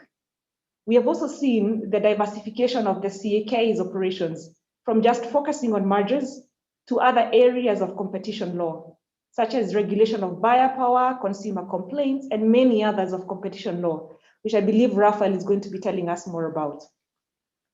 Now, this growth, whilst it's commendable, has not been without challenges. And this is to the various stakeholders, be it consumers, investors, the business community, the CAK itself, amongst others. So our session today will look back at the last 10 years of competition regulation in Kenya. We hope to see what has been achieved, to take lessons from what could have been better, to take lessons from international best practices, to get a better understanding of what the CAK has in store for us over the next 10 years, and get insights from our panelists on what they would want to see in the next decade of competition regulation in Kenya. So without much of ado, let me now turn to my panelists. Raphael, let me start with you. Now, based on your experience, working within the CAK, how has the competition regulatory regime in Kenya evolved over the last 10 years? What have the priorities of the CAK been over the last 10 years? And what are some of the challenges that you've experienced in the last decade? Thank you, Anne. And first I'll take this moment to say congrats to Strathmore and also Bowmans for organizing this summit. It's really timely and also take this moment to congratulate my fellow panelists, whom I believe through this journey have learned a lot in terms of competition matters from Professor Tom, who has been a think tank in this area, and I've read much of his articles and his books and research work, which has really helped not only grow competition law in Kenya, but also in Africa and globally at large. And looking at the last 10 years, I think it's very broad from a perspective of a regulator. And I'll start from a personal perspective, whereby some of us never thought to be competition law regulators anywhere in our lives. And within those years, we have come into the industry, and then now we are able to actually be the steering people who are looking at what will happen in the next 10 years to come. So from the onset is that there has been new people who have been joining this field, starting from the law firms, the practitioners, the agencies. When you look at it globally, even in Africa, what has been happening is that more agencies are coming up. So there's really growth, and this has been alluded to from the beginning in the morning when we had the first panel discussing about the competition law. And it's not unique that we find, it's actually the next panel that has come in, considering the cross-cutting mandate competition law is playing around in our economies. And one thing I would like to point out to start with is what really as CAK we do, because we have almost 5 key mandates. That is, 1, regulation of market structure, which revolves around mergers. Then we have market conduct on how businesses interact with each other and cartels. Then we have consumer protection with what Anne had said earlier. And now we have also the added role of abuse of buyer power and an overall role of advising government on, and stakeholders on various matters relating to competition. So all these matters are encompassed under our Act. And from the last 10 years, what has been the main way of growth has been first, the authority started from laying its foundations on what do we need to achieve, where are we going to. And this started from actually starting to implement the Act. And basically by then it started by the basics of mergers and RTPs. That's where the authority started from. And within time, we have seen this grow now towards more of consumer protection. And then from consumer protection, you have seen the amendments that have come in, especially on the Act, now relating more to abuse of buyer power, where the authority has also grown into those roles. And key in doing this, we have seen various achievements across board when this has been achieved. First, from the beginning, as Anna alluded to, is on average of the mergers we have been doing, we are handling over 100 cases, over 100 cases in mergers. We are doing over 30 cartel cases in a year, investigations that are being done and completed.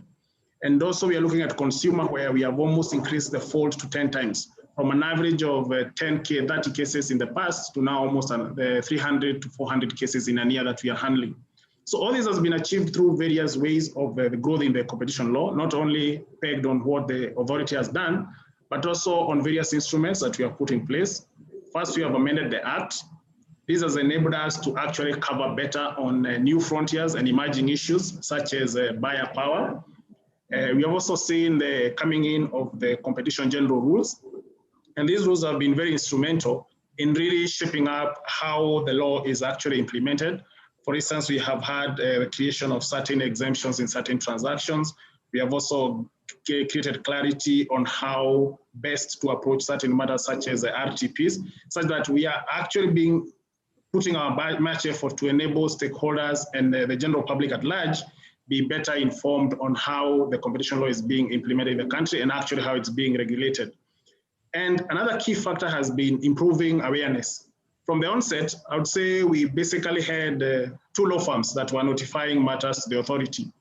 To an extent where today now we have, from the discussion we had in the morning of new emerging law firms, we have very young law firms actually putting in a whole notification, going before coming in before for hearing conferences into the authority. And even some of them are actually approaching the tribunal for some specific matters. So we have seen tremendous growth in terms of awareness, in terms of competition law. And this has also been mainly championed through what we have always organized as an annual symposium, where we, on average, every year we are training 100 people from the economy. And much of this comes from the law firms that actually attend the events. So we have seen great improvement in terms of awareness. And this has a direct impact on the number of cases we are receiving, the numbers of matters we are handling in terms of consumer and everything. And also it has greatly impacted in terms of collaboration, in terms of us and other regulators. For instance, I would give an instance where we have seen of late a company going to get their labels approved by Kenya Bureau of Standards, but they are first directed to CAK to come and see whether the information being put on the label actually meets the thresholds of competition law. This is something that was unique before you couldn't find it. So we are seeing that the awareness is going beyond just not only the stakeholders, but also our fellow regulators in actually implementing competition law. So that would be the area I would start with to say that's how what you have seen as growth over the period. But much of it has been actually awareness and also how we have been able to implement those decisions that have been made by the authority and actually how they have impacted the public.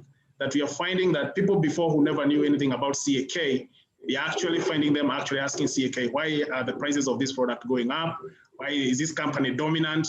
Why am I not being, my issues are not being addressed? Why this person refusing to pay me on time? So these are the questions that we are really proud of, that within that period of 10 years, that the general public is actually getting more aware of what is going on in the markets. Thanks, Anne. Thank you, Raphael.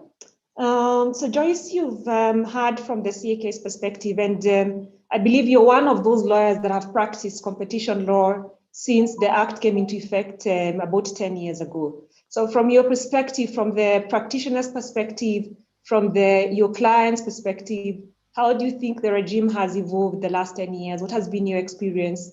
And what are some of the challenges that you and your clients may have experienced over the last 10 years? Okay, thank you so much, Anne, and thank you to all the panelists for accepting the invitation to participate today. And also thank you for all those who are registered and are attending this session. So I thought maybe a good place to start would be, Anne mentioned that the Competition Act wasn't the first legislation regulating competition in Kenya. There was a previous act called the Restricted Trade Practices, Monopolies and Price Control Act, which was replaced by the Competition Act. And I think Raphael alluded to it. I think the new act was definitely a huge improvement on the RTPA because it modernized the legislation and it brought the legislation to par or at par with international markets. Now, one of the key things that I think were improvements is, for example, the RTPA wasn't clear whether the competition law in Kenya had extraterritorial jurisdiction, whereas now the Competition Act is very clear that even activities happening outside of Kenya, if they have an impact or result in a change of control of a business in Kenya, then that is clearly within the mandate or jurisdiction of the Competition Authority of Kenya. The other thing is that the new act also made very clear what timelines the authority would be bound by in making decisions, particularly in a major context, which I think was a big gap in the previous act. And I think the most helpful thing is in the RTPA, there were no guidelines or directives that were issued by the then Monopolies Commission. Whereas now, as Raphael has mentioned, there's a lot more guidance that is issued by the Competition Authority. There's a lot more engagement with stakeholders. And I think all of that is very positive. So I think when the new act was enacted, it started off on very good footing. Now, if I could speak to sort of my experience of the development and evolution of competition law in Kenya in the last 10 years, I think it would be very similar to what Raphael has said, but perhaps a slightly different perspective from the the business perspective. So I agree that I think when the authority first came into effect, or when the act was enacted, the first area of focus appeared to be merger control. And I think at the start it was quite frustrating for business because the act came into effect and there were no thresholds for notification. So essentially, if you were buying a kiosk, technically that was a notifiable merger and you needed to notify the authority. I think the law then evolved and the authority issued exclusion guidelines, which were somewhat helpful in creating a fast-track process for merger approval. But perhaps the boldest move the authority has made was through the Competition General Rules in 2019, when it actually set firm thresholds around the type of really small transactions that could be exempted. So I think that has been quite a progressive move by the authority. And I think, we applaud them for the continued guidelines that they continue to issue regarding, just issuing clarity around the thinking and how the CAK is going to be interpreting the act. I think those things are very helpful. And then I think the authority, like Raphael mentioned, the authority then moved to the enforcement phase, which was largely around restricted trade practices and dominance cases, abuse of dominance cases. And I think we saw in the beginning a lot of attention in certain sectors, particularly the telecoms and banking sector. And then a lot more enforcement on restricted trade practices. And along with that, applications for exemptions. Some of you may know, for example, the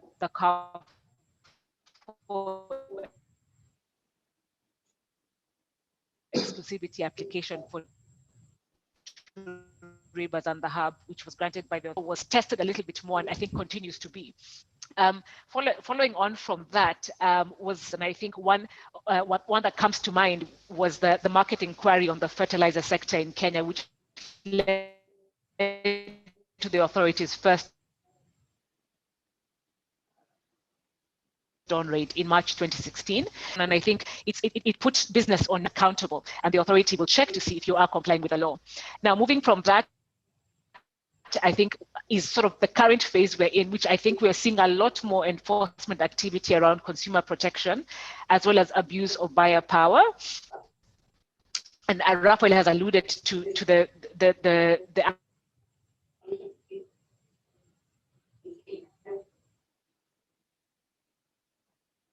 recognition that actually the CAK has a huge role to play. Buyer power, I think many of you will have heard about the recent case by the tribunal regarding enforcement of the abuse of buyer power provisions against Carrefour following a complaint that was lodged by one of its suppliers.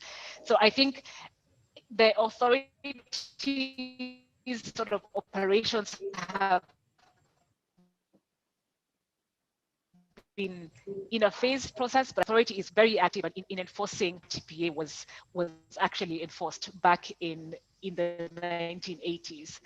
Now, if I could talk about the challenges from a practitioner's perspective, I think if I had to name one, I think the biggest challenge would have been the issues that were created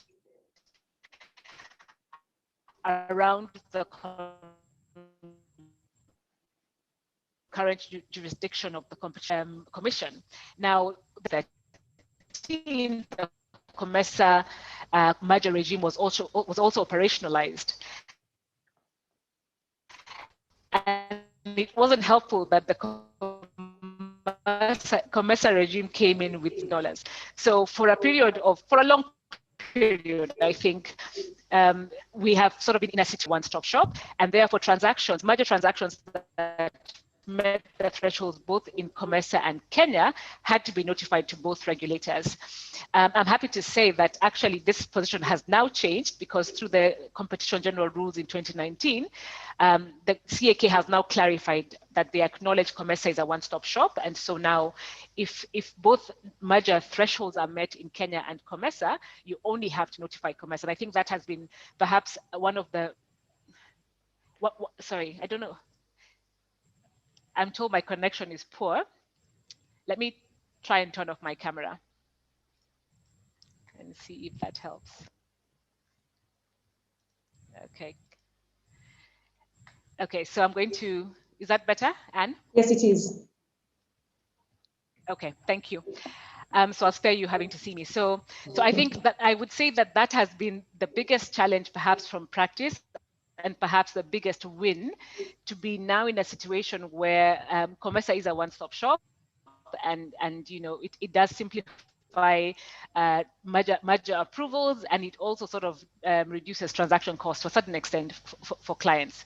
I think the other challenge perhaps has been you know, the concurrent jurisdiction also between the CAK and other Kenyan regulators. I think we've seen instances in the past where there's been sort of a lack of clarity around, for example, the CAK and the Communications Authority, or CAK and KEBS. And I think that kind of legal uncertainty where business doesn't know which regulator they should really be interacting with does cause a little bit of confusion. So that has been a challenge from a business perspective.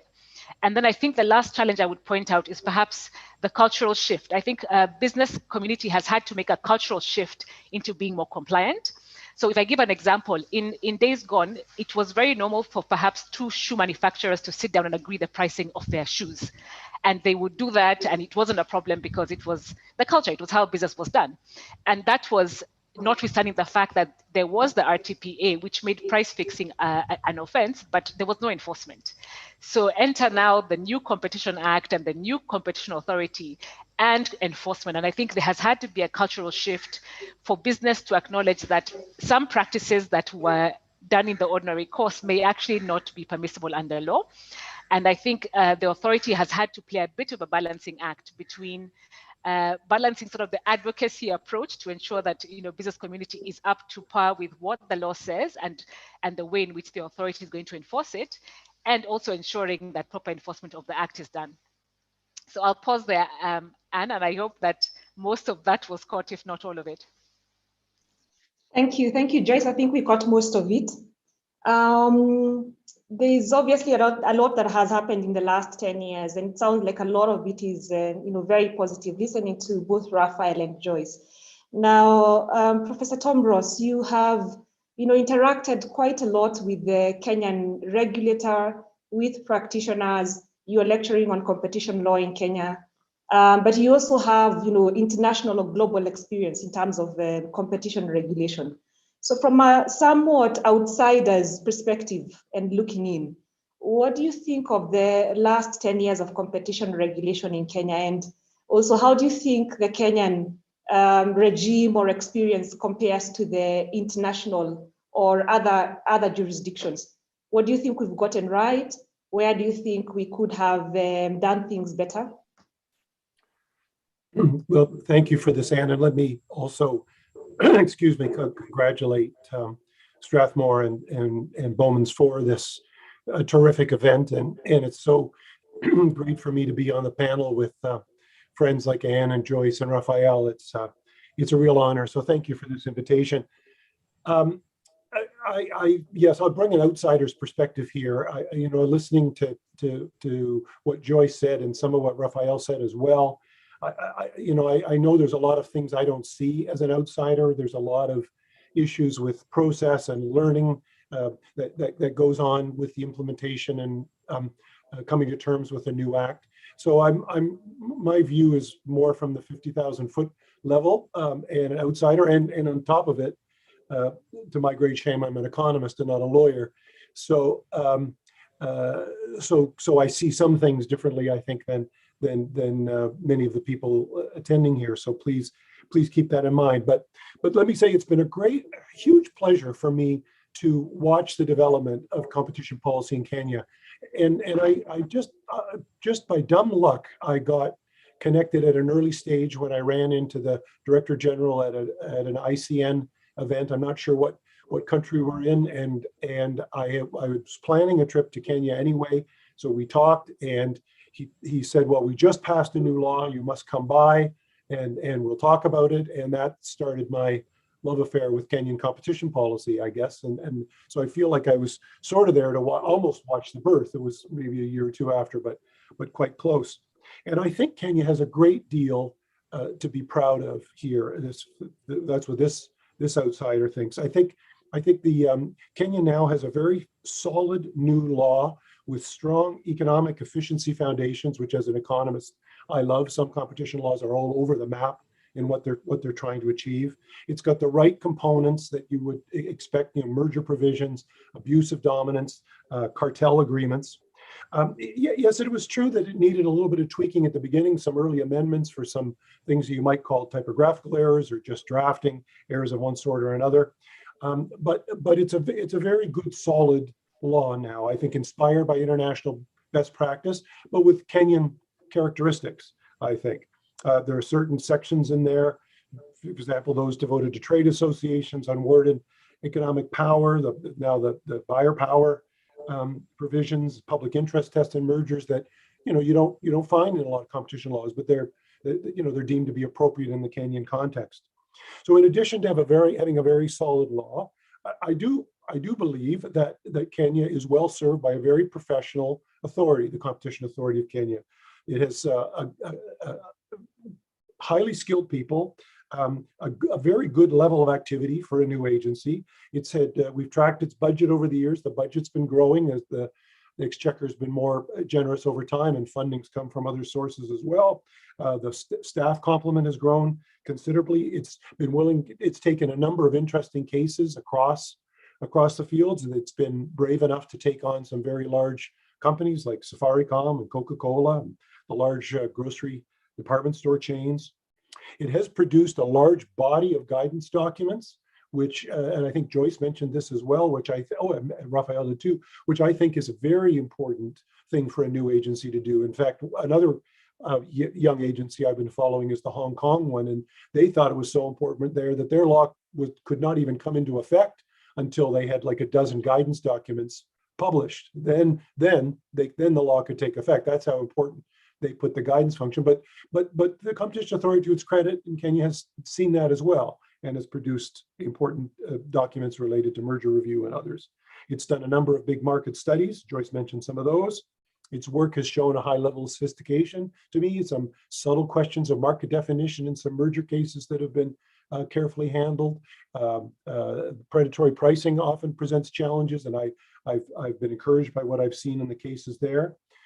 The authority's done a lot of education and advocacy work, also very important for a new agency.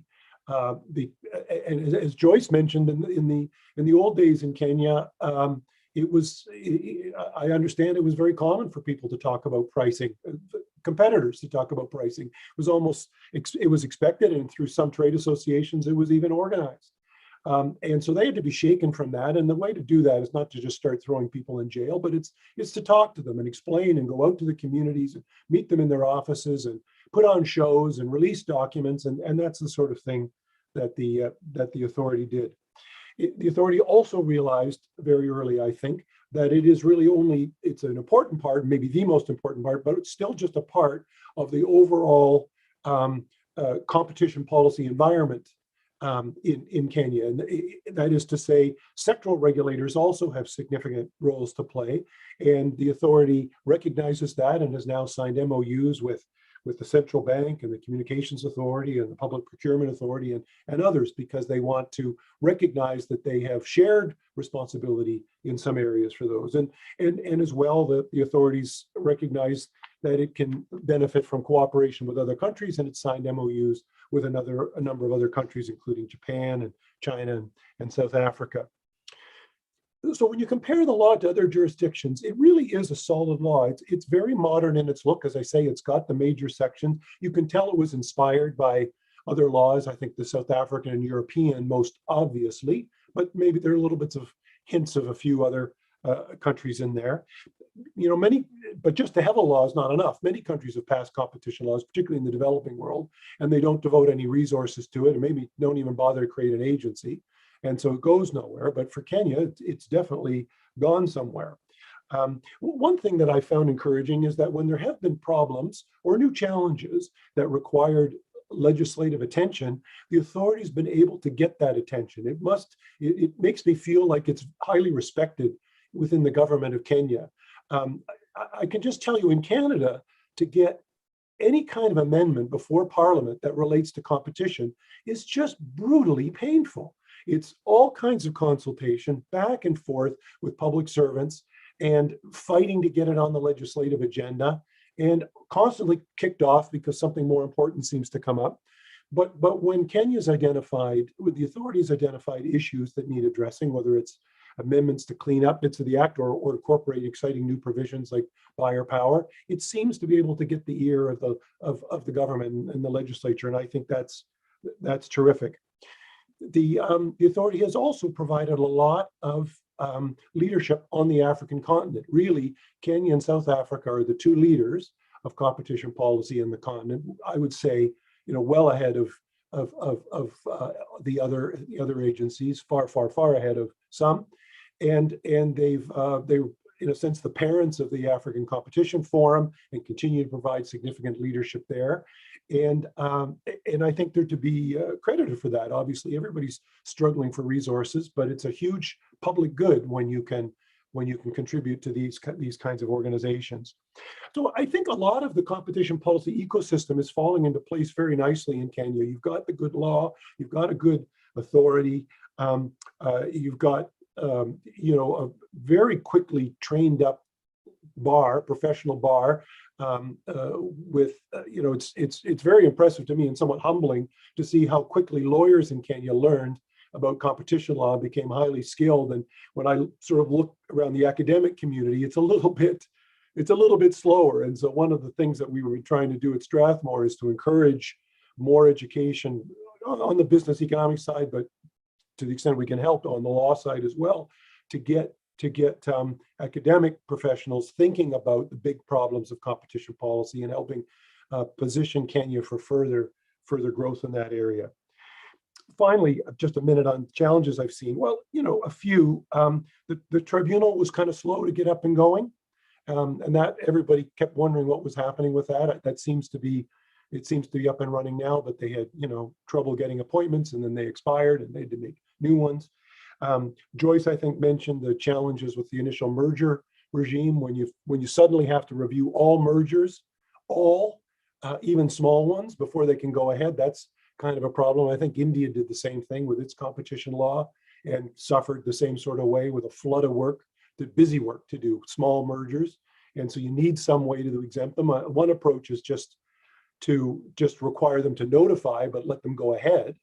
But what Kenya's chosen to do is basically all mergers need to be approved, but some are kind of automatically approved if they fall below some threshold. So that's another way to go.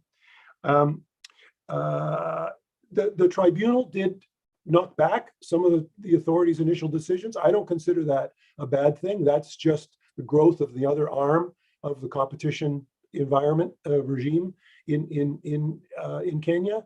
I think it was generally, my reading of the decisions was generally respectful of the authority, but took issue with some of the findings and walked some of them back. But that's going to happen. It's how the jurisprudence is going to be developed. So we can talk about challenges going forward a little bit later, but I'm just very pleased at what I've seen of the development of competition policy in Kenya. Again, I'm not sort of on the ground fighting the fights that those of you are who are actually working on cases day to day, but I think Kenya's come a tremendously long way in 10 years and has a lot to be proud of here. I'll stop there. Okay, thank you, Professor Tom Ross. So listening to the three of you, it sounds like despite the challenges, it has been a fruitful 10 years. I think to summarize it, a solid law, solid regulator, solid bar, and perhaps I would add a more or increasingly enlightened business community and consumers. So we've had a look at the last 10 years, and I think what everyone is now interested in is what do the next 10 years look like in terms of competition regulation in Kenya? Raphael, what does the CAK have in store for us over the next 10 years? What are your priorities? And also what opportunities do you foresee from a stakeholder perspective? Thanks, Anne. I would say from the discussion so far, it might appear like it has been a bed of roses, but it has not been. Is that it's actually very challenging, especially to be able to get through and actually get some of the requirements that you need as an agency to actually function properly. A lot of lobbying is required. And through this, the leadership of the institution, you have been able to actually achieve this. And looking at the next 10 years, I'm looking at it from two perspectives. Is that one, as much as we are saying that stakeholders are now more aware about the mandate of the competition agency, is that it presents us with a very big challenge. If today I go to Wajir and ask the ordinary common mwananchi whether they know what is competition authority, they will not tell you anything about it. Then I can move up to an ordinary kiosk, and that kiosk actually they will not be able to know anything. Or even I go to a mobile money agent who actually has, let's say, 5 companies is operating or she is operating, they wouldn't know how competition regulation can actually protect them. And that presents one of the biggest challenges as we move towards the future. How do we actually move our services such that the common man can actually, every member of the Kenyan public is actually has the capacity to actually reach us, is able to raise their complaints if they have any, and we are actually able to address them. Because it's going by our vision is that we are looking at the whole nation in terms of the consumer welfare that we generate for everyone in the economy. So we wouldn't want to remain to be an entity for just a small few who understand us, but more towards the 48 million Kenyans that actually look up to us for us to protect them, either in terms of their goods or protect also their small businesses. I look at the new areas of competition regulation in terms of digital economy, big data, and where technology will play a very key role in terms of where we are going. Is that one, technology is breaking down barriers. That before, we could say that the barrier between Kenya and Tanzania really exists, if I may use that as an example. But through technology, a company in Kenya is able to sell its goods to Tanzania, is able to sell its goods in South Africa, and the vice versa is happening. So can we still say that competition regulation will be guided by the boundaries that we have, or it'll actually move away from those boundaries? When you're looking at online markets that are being generated every day, I'm seated in Kenya and within 48 hours, I'm able to get something from USA delivered direct to my home address. With the COVID pandemic has brought new ways of doing business. Are we saying now that we still have to go back to the old ways? Or is that now we have to adopt and actually prepare for the new pandemic or whatever will happen to us in the future? Is that we can no longer be stuck in the place whereby I'm saying that I have to walk into a shop and buy and get my goods and services. For instance, we have seen in the finance sector, are banks opening any new branches? The answer is as good as mine, that is no, that we are going digital in such sectors. Telecommunications, there's very great much change in what is happening. Before, I would say a family in Nairobi, on average, if I took at the app market, on average, in a week, they would have a meal from home every day. But now, 3 to 4 days in a week, they're actually ordering from outside. So this now presents the new challenges and where we are supposed to regulate we are supposed to actually look at welfare of consumers and actually look at competition. Another element I would look at in terms of what are the elements that come with this in terms of the new 10 years. First, we are looking at the traditional way of looking at markets, which are based on price, turnover, and assets. Now we have non-price markets that exist. We have companies that are out there. They can actually be able to actually have effect on competition, but they require no price, they have no turnover. So it's not common that nowadays you have transactions being filed and you're being told that this transaction, the party actually has no turnover and has no assets in Kenya, but actually it has business and it's running properly in Kenya. The other element I would look at when you're looking at elements like coordination, how will this happen in the future? We no longer have what Joyce described earlier, that parties would meet in a hotel and discuss. Right now, they are moved away even from WhatsApp. We can even have companies sitting down and actually just by them sharing very simple prices, they are able to coordinate using artificial intelligence, data being shared across platforms. Can it be used actually to determine prices? Can it be used to discriminate on consumers?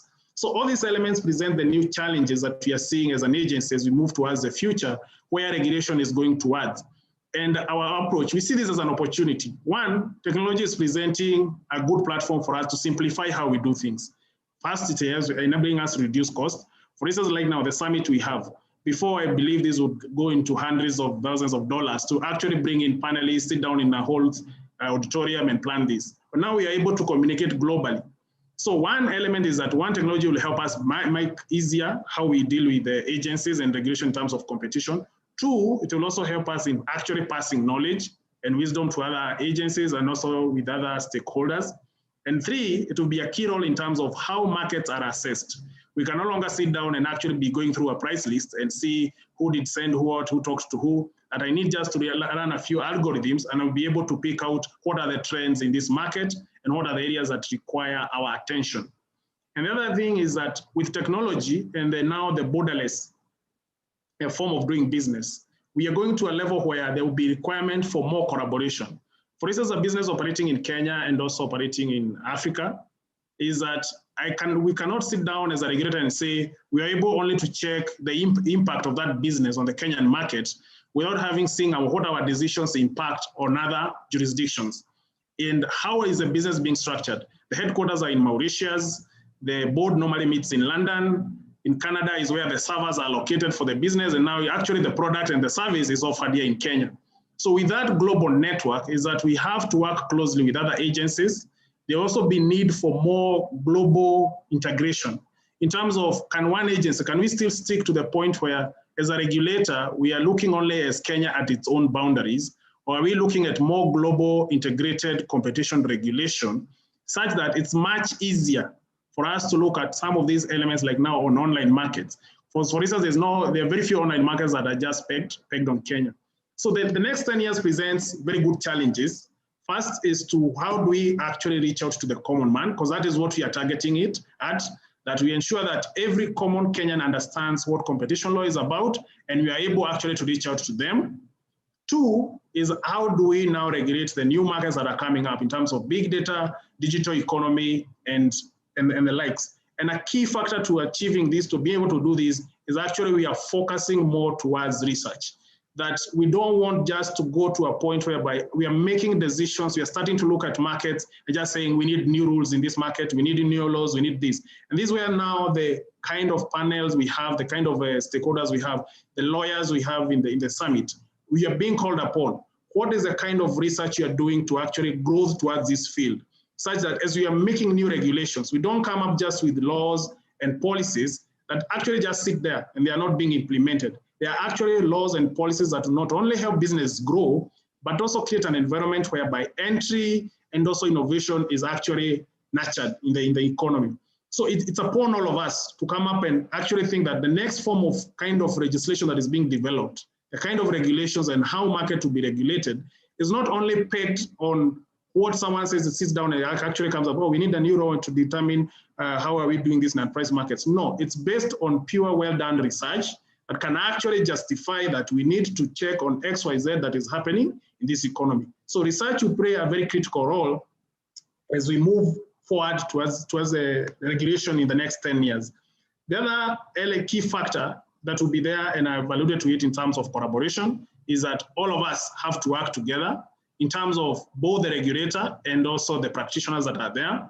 The law firms will also play a very critical role, and also the institutions of learning, especially when it comes to the likes of Swarthmore, University of Nairobi. They have to come in and actually now start disseminating the competition law in terms of the knowledge towards the students, such that we also being able to churn out more and more people who have the skills and knowledge to look into the new dimensions of competition regulation. Thank you. Thank you, Raphael. I can see one of the participants, I believe Monica agrees with you and says policies and laws should be evidence-based, so research is key. Before we continue, I'd just like to remind our attendees that we will have an opportunity for a Q&A towards the end. So I encourage you to post your questions either in the chat session or in the Q&A section, and we will try and pick up as much as we can. Now, Joyce, we've heard from the CAK in terms of what they have planned over the next 10 years and what their focus areas are going to be. Now, obviously, and I think one of that is, as Raphael mentioned, is possible increase in regulation following the following proper research. Now, increased regulation obviously means increased compliance. Now, as somebody who is a practitioner and represents various clients and stakeholders, how do you see the next 10 years or the priority areas of the CAK over the next 10 years? How do you see that affecting the stakeholders whom you represent? For instance, the business community and the clients, and what would be your advice to such impacted stakeholders? Thanks, Anne, and I've turned off my video, so hopefully my connection is clear. Yeah, we can hear you. Really, thank you. Okay, I think I would really just summarize from a business community perspective. I think the reality is that compliance costs are going to go up for businesses.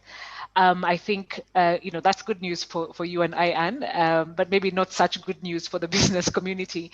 But I think really now businesses need to really operate in a more complex, more sophisticated way. I think they need to invest in seeking proper legal counsel.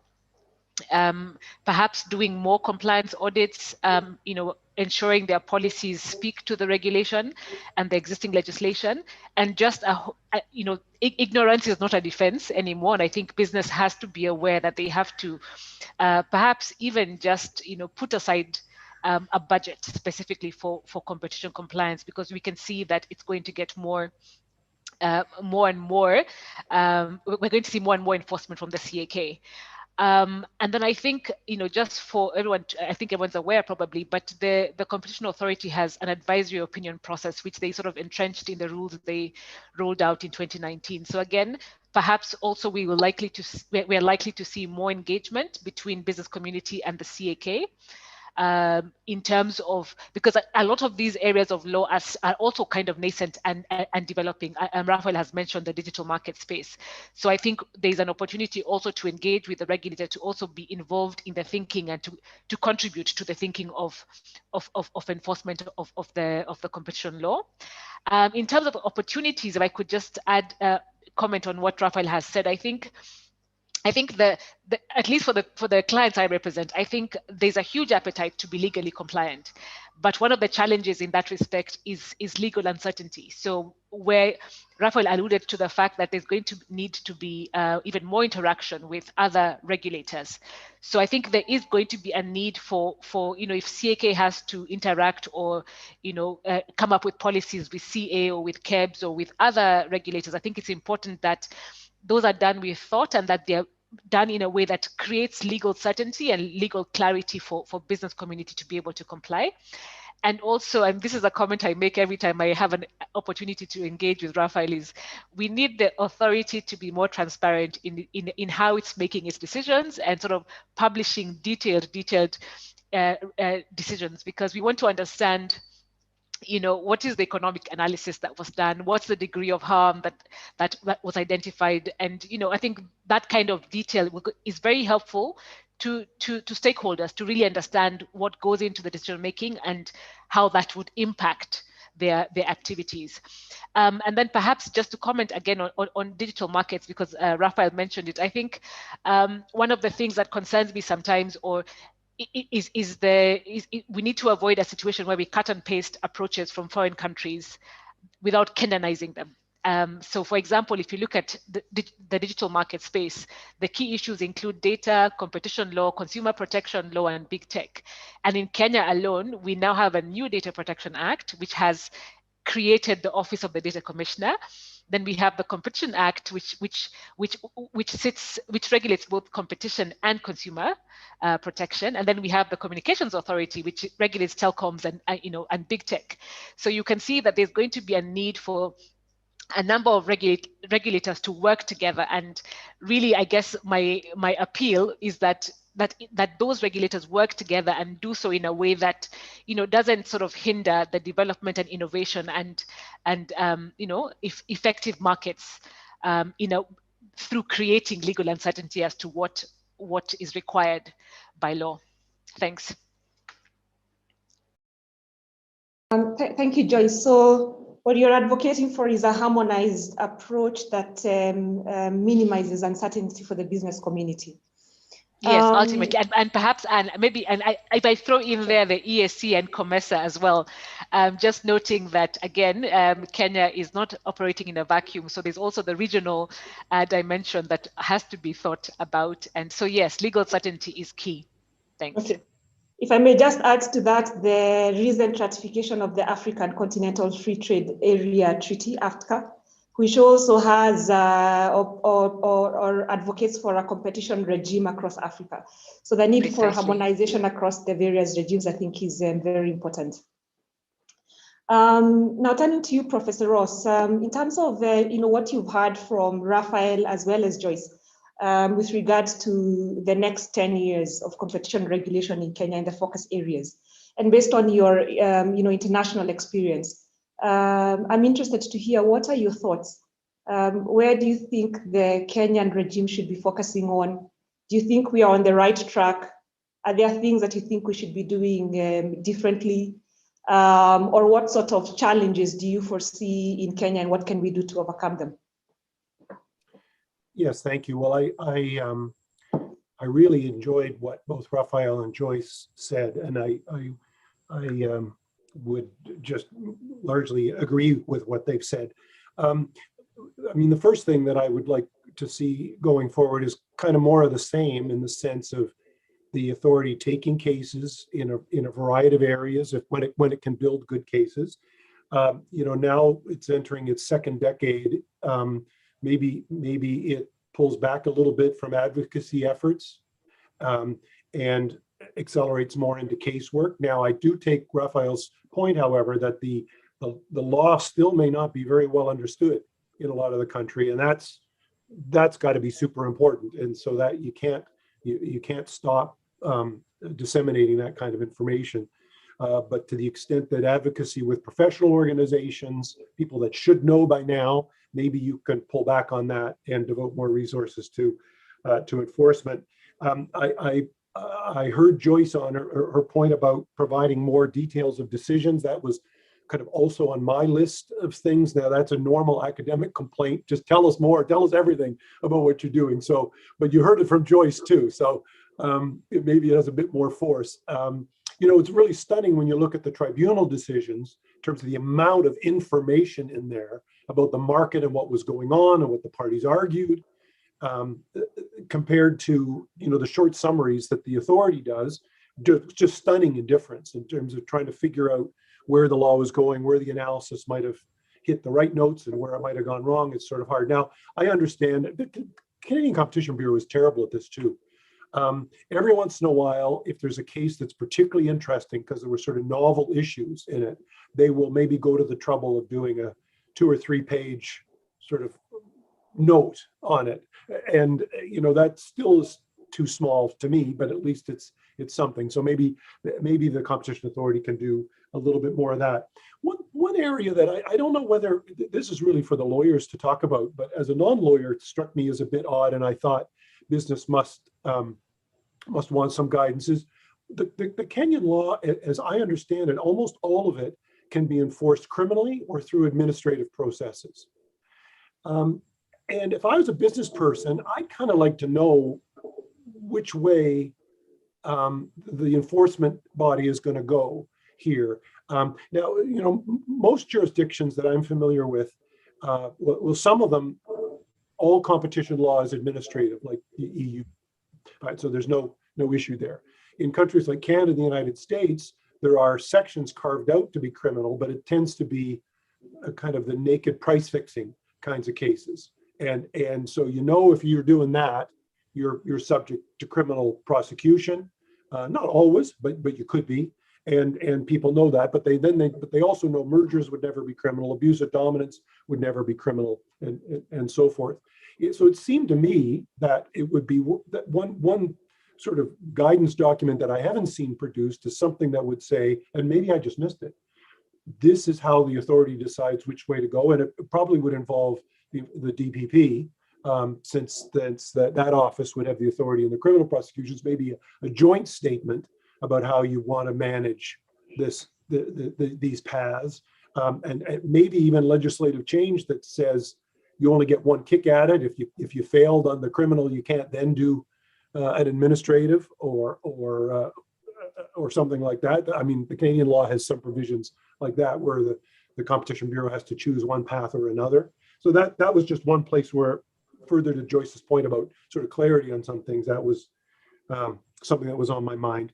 I don't want to beat a dead horse here, but everybody has mentioned digital, and it is super important. It seems to be the problem, competition problem that the world is facing, developed and developing countries. And we could have a whole separate discussion about what's sort of special about digital markets.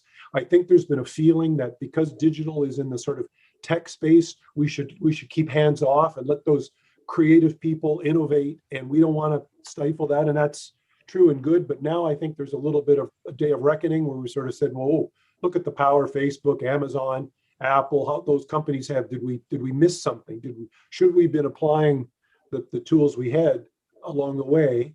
And I think there's a lot of people saying, yes, we were probably a bit too lenient. I'm thinking more about Canada, the United States, and maybe Europe, although maybe a little less so Europe. But also now there's a search for new tools and a recognition that some of this involves a kind of a combination of consumer protection, privacy data, and competition policy. And so some countries, of course, are looking at even creating new regulatory bodies that will deal with the tech sector in a way that interweaves those kinds of authorities, not to replace the competition bodies or consumer protection authorities, which for Kenya that's the same, but to be able to focus on the most challenging problems in the digital space. In terms of the other, I want to mention just 2 other things. First of all, I do want to reinforce the point that other people have made, that I do the potential for conflict with the East African community and COMESA does trouble me. It seems that some of the kinks have been worked out of those relationships and things are getting along. People are getting along a little better, but you know, my take on West Africa's experience has not been a very positive one, in the sort of the supranational authority kind of usurping power from the national authorities and yet not really doing much with it.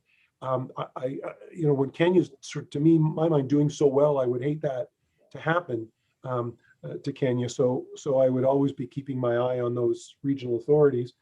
And a final thing, I'm still sort of wondering, and it's probably something I've talked to both Anne and Joyce about in the past, about the possible enhanced role for private enforcement of competition law in Kenya.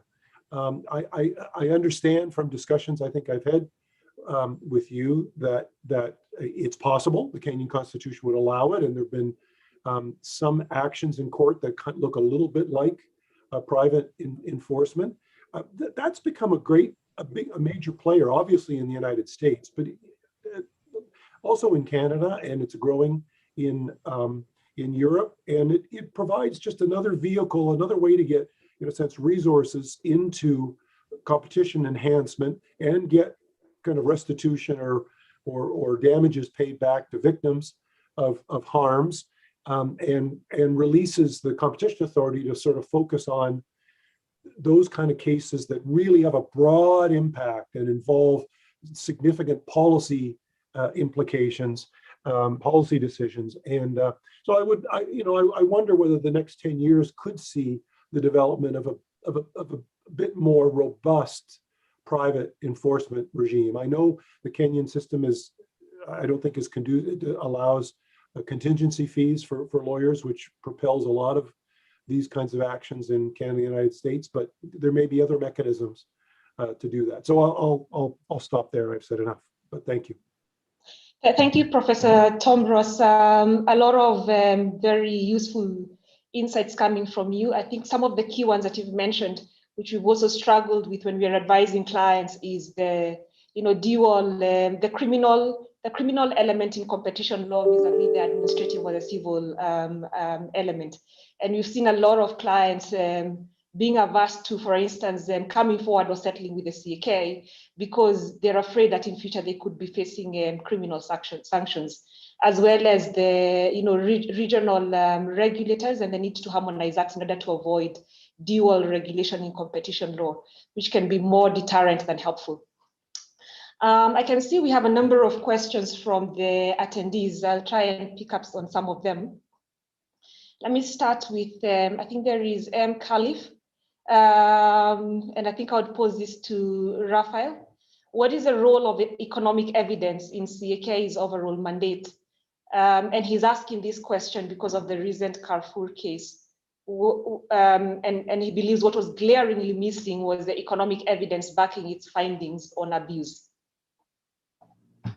Thanks a lot, Anne. And I would say competition regulation and assessment is purely, it has an economic part of it and it has a law part of it.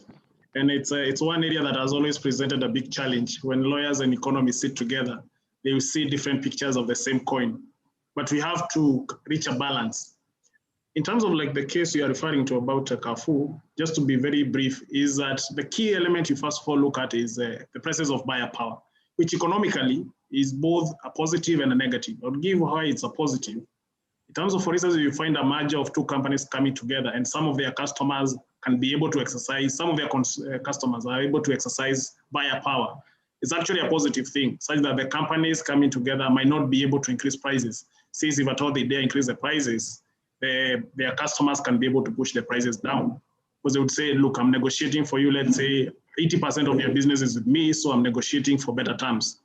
On the flip side is that it can be a negative where I'm able to push or determine certain terms that are actually not very conducive for your business operations. And for this case, you are looking at a supermarket that's able to determine prices, the terms of contract on a small SME.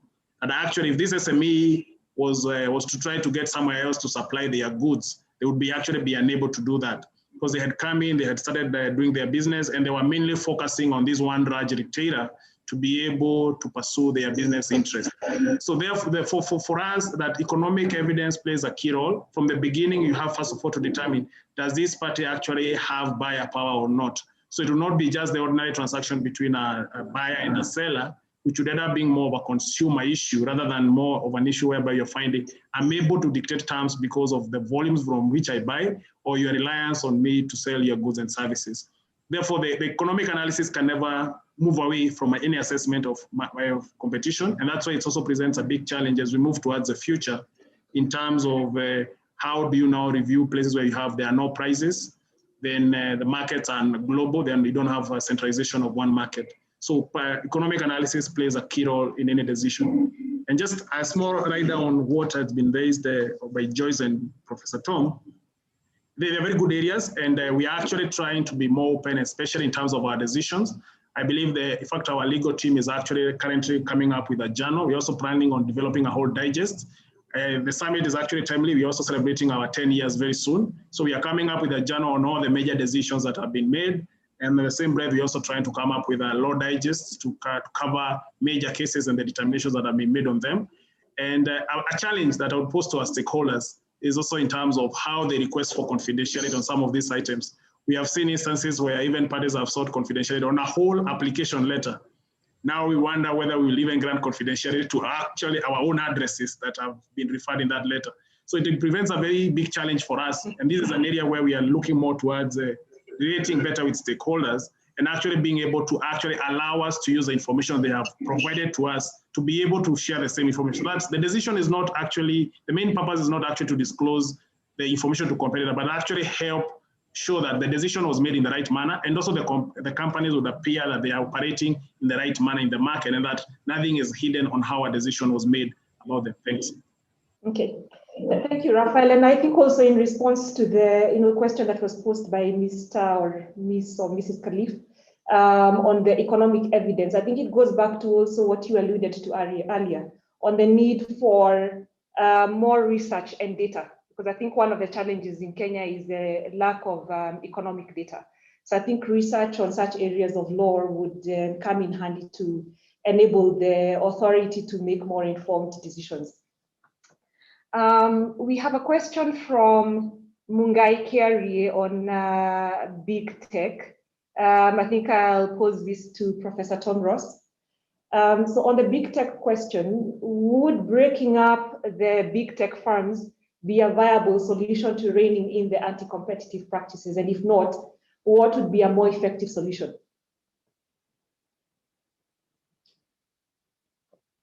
Yes, that is a great question. Economists are generally, as a rule, very reluctant to break up big successful companies for fear you'll just end up with small unsuccessful companies. And the big companies often got big because they were doing something really well, and that's true of these tech companies as opposed to maybe previously state-owned enterprises, which are just big because they were built up by the state originally and then got privatized or something. That's a different scenario. But there has been some experience with breaking up companies in the United States, which has been among the most aggressive countries in terms of antitrust enforcement. But years and years ago, that broke up American Tobacco and Standard Oil, and then AT&T got broken up. I think it was in the 1970s, and all of those actually worked fairly well. But there is still a great reluctance to break up a company that's gotten big because it was just terribly successful at what it did, not necessarily because of anti-competitive actions. So it was talked about for Microsoft at the turn of the century, now 1999, 2000. In the Microsoft case, the initial decision was going to break up Microsoft as part of the remedy, but in the end, the judge changed that decision, and they went with just behavioral remedies. I think breaking up the firms is unlikely for a while. And it's probably best not to go there at first. What I think is more likely is some set of regulations, which may come from competition authorities that may need some additional powers, or could come from new regulatory bodies, or could come from just enhanced enforcement of existing laws in areas where the authorities have been a little bit too hands-off. But rules, for example, on interoperability of systems and data portability, so you can leave one provider and go to another and take your data.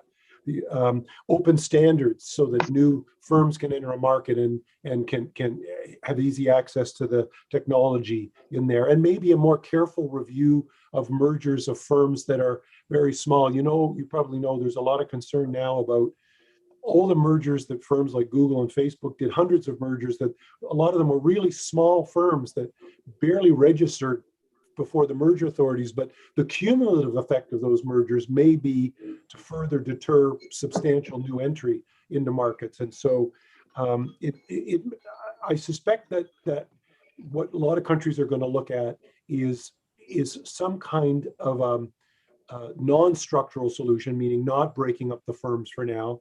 But if that doesn't work, then the structural idea I'm sure will come back. But for now, I think they're probably looking at more rules about things like data portability and interoperability and open standards, but and sharing big data, so that right now, you probably heard the expression, big data is like today's oil or gold. It's the asset everybody's trying to accumulate, but we can make people share it. It's a public good in the sense that economists use the term, meaning many people can use it at the same time and benefit from it.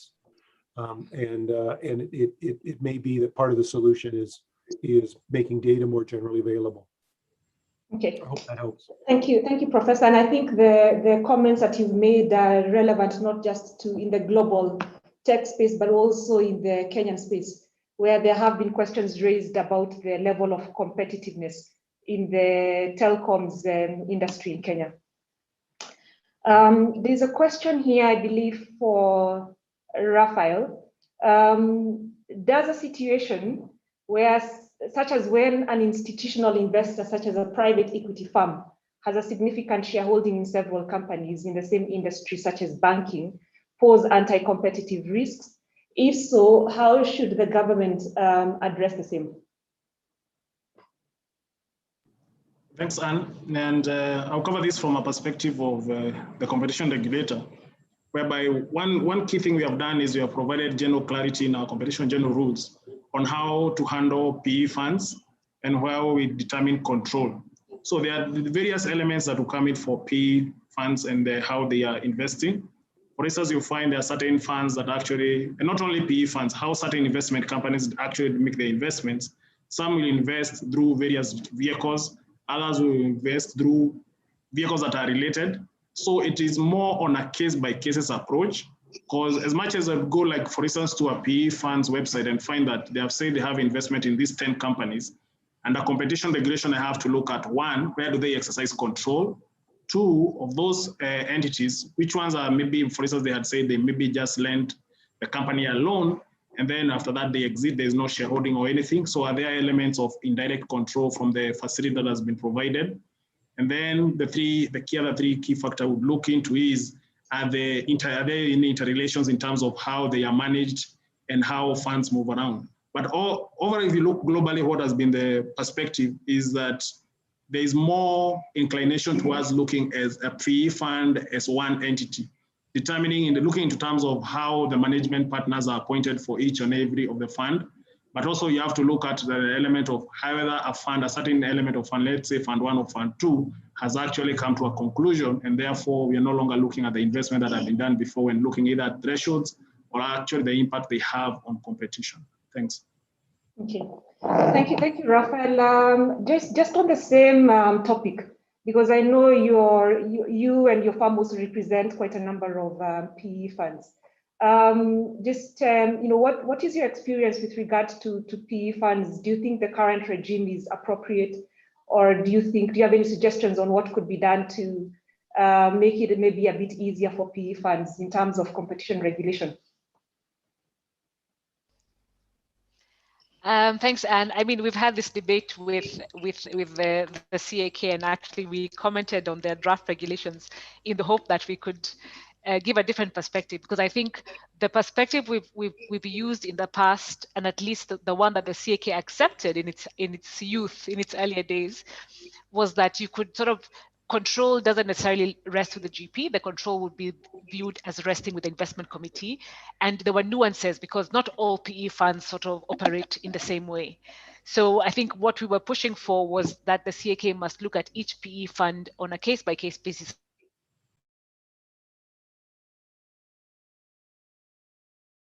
and determine where control sits.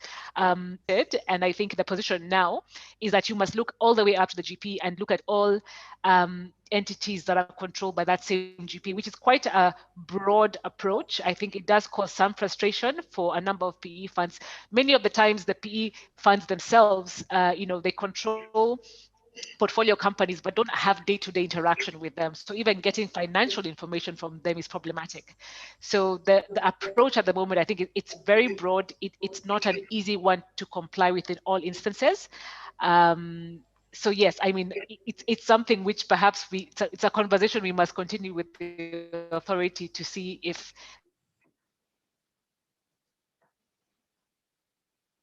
there's more room for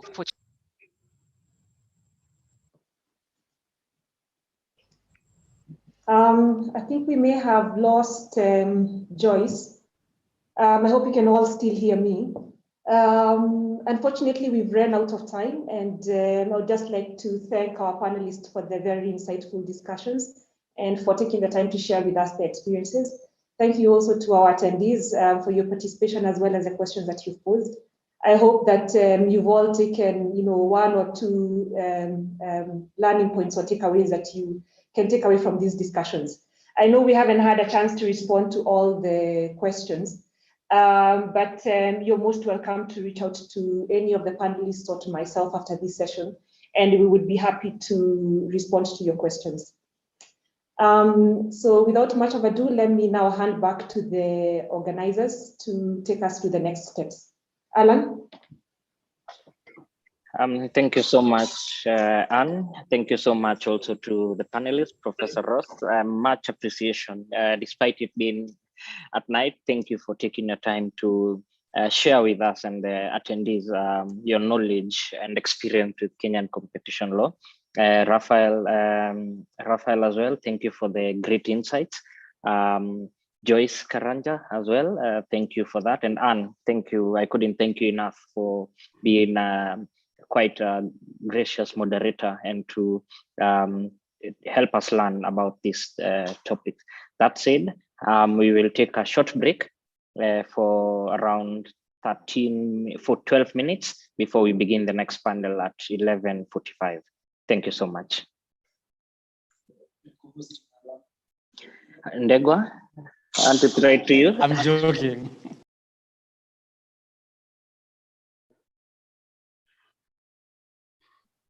Bye, everyone. Thank you. Bye. Thank you. All right. Bye, everyone. Thank you very much. It's nice to see you, Raphael, Joyce, and bye-bye. Good to see you, Tom. Good night. Yep. Thank you. Bye-bye.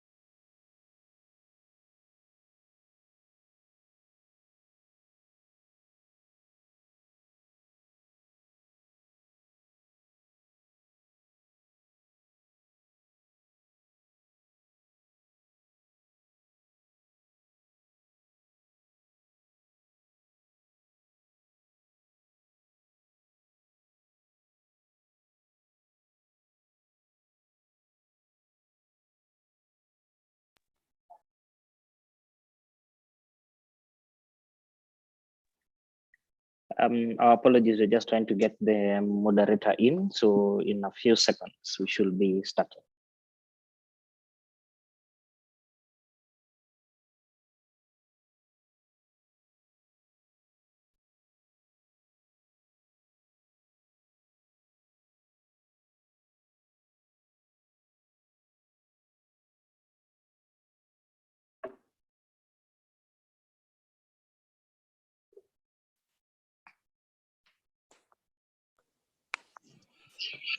Good morning, everyone. Thank you very much for joining us at the inaugural Corporate Law Summit and for this specific panel, which is going to be on insolvency, corporate rescue, and the restructuring practice in Kenya. And I think the concept, just briefly, the concept as to why we set up this panel is really to understand much of what has happened in the last decade, and especially the impact of, the post-insolvency regime when it comes to corporate rescue and restructuring. And as many of you may be aware, we've seen some of these tools being used. We've seen ARM, Nakumat all go into administration and have quite completely different outcomes. And just to really have an in-depth understanding of that particular practice, we are going to be joined today by four very distinguished practitioners in that area.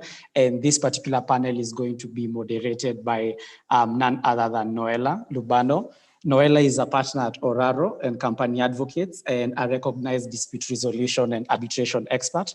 She specializes in the tracing and recovery of assets, commercial litigation, employment and labor disputes, and shareholder disputes, but is well regarded for her international arbitration and insolvency and restructuring expertise. I'm just going to yield the screen to Noella to introduce the other panels and just to run the panel. I hope you enjoy. And please, if you have any questions, just post them on the Q&A box, and on the social media, use hashtag CLS Summit 21. Thank you very much, and over to you. Thank you very much, and I'm very sorry for joining the meeting a bit late. I was having some technical issues as I was just rushing from court and I had 5 minutes to log in. My apologies. Welcome, distinguished guests and viewers, to this very interesting panel. And I'd like to take this opportunity to thank Strathmore for hosting us and for Bowmans for organizing this and letting us have this opportunity to discuss what I consider very interesting and important matters. I'd also like to welcome our viewers to what promises to be a very insightful discussion on insolvency. And I'll proceed without further ado to introduce our speakers, who are drawn from both the legal, the finance, and the regulatory sector, and are all very distinguished. I'm told that there are two screens that are open with me. I'm hoping that's not causing confusion. The first one wasn't working, so I opened a second one, but I will try and fix that problem shortly, as long as it's not causing any echo in the background.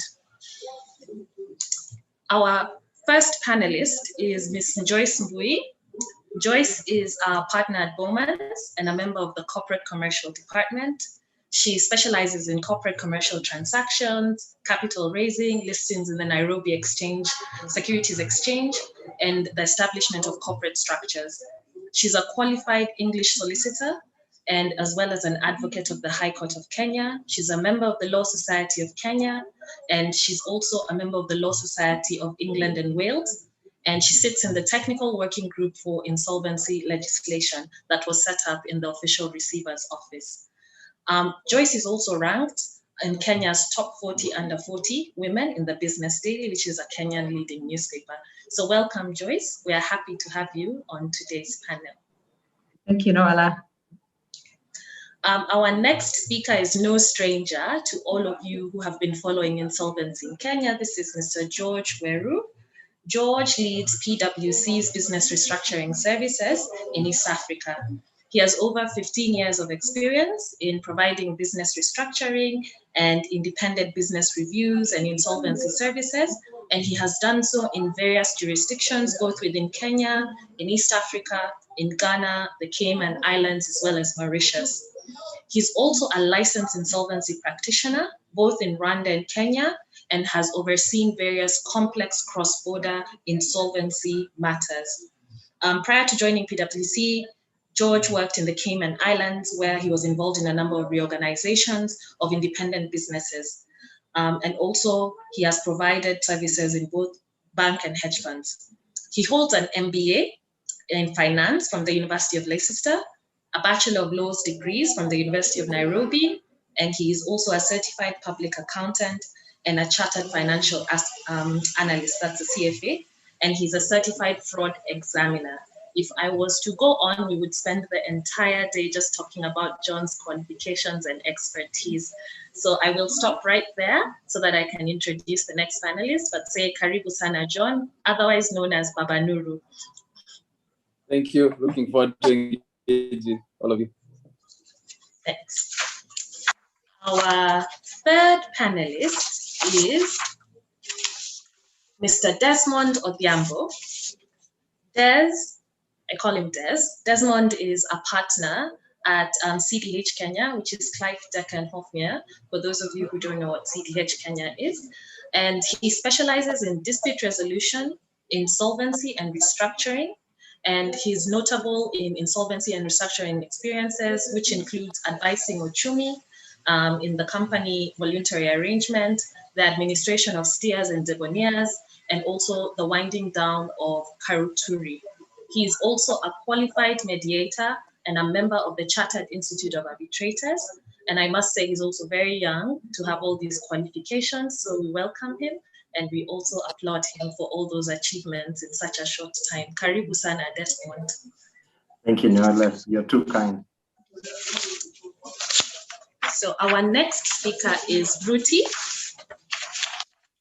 Ruti Shah is a partner at Bowman's, Coulson Honey, and she has a wide range of experience in both corporate and commercial law, in cross-border mergers and acquisitions, as well as project finance.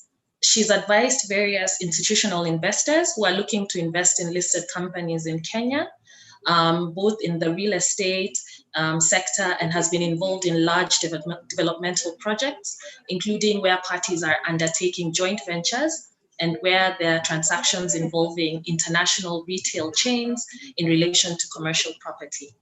She has an LLB from the University of London and graduated cum laude in the legal practice course from Nottingham Law School. She's admitted as an advocate of the High Court of Kenya and is an associate of the Chartered Institute of Arbitrators.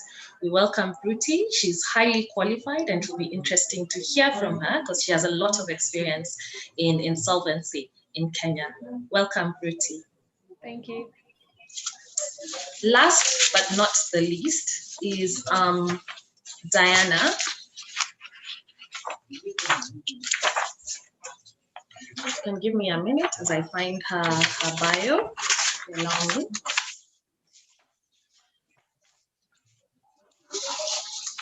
So Diana is from the Office of the Official Receiver. So just give me 1 minute as I seem to have misplaced her bio. Before we introduce Diana, I would just like to set the context for this talk as I look for her bio, which seems to have been misplaced. But Diana is on the call and we'd like to welcome her. And to save on time, I will first set the scene for the talk. And once Diana begins talking, I will then introduce her before she takes the microphone. I hope you'll allow me to do that. As you're all aware, we are going to discuss insolvency practice in Kenya. And the objective of this panel really is to take a critical look at the insolvency practice in Kenya in light of the coming into force of the new insolvency legislation. And what that means really is to see whether this new legal regime has achieved its objectives. And we all know that the objectives of the new Insolvency Act is to rescue what they call viable businesses and achieve better outcomes for creditors. And I'd like us to look at this in the context of the insolvencies that have been undertaken under the current regime. And when we talk about this, we talk about the ones I've mentioned that Desmond undertook and George undertook. You know, we're looking at Nakumat, we're looking at ARM, we're looking at Uchumi, Debonaires, Decons. All these are businesses that have undergone insolvency processes under the new legal regime. And the question that I would like to pose to the panel before I pose very specific questions to them is that, have we achieved better outcomes through these insolvency processes with these companies than we would have otherwise achieved under the old regime? And it is in that context that this discussion is going to take place. And without further ado, I would like to kickstart the discussion by asking Ruti to lead us in just basically giving a very brief overview as to how the insolvency practice has evolved throughout the year. The insolvency and restructuring practice has evolved in Kenya, and followed by Des both of you will give us that overview so that you can set the scene for this discussion. So Ruti, I'll hand over the mic to you. And then once you're done, we'll have Des giving a few comments on the same point as well. Ruti, welcome. Thank you, Noella. So if I look back 10 years ago and how we used to advise clients then, the options we had when we're advising clients for borrowers or companies in financial distress were very limited. It always used to end up being consensual restructuring, trying to negotiate with your lenders, no breathing room and a lot of pressure.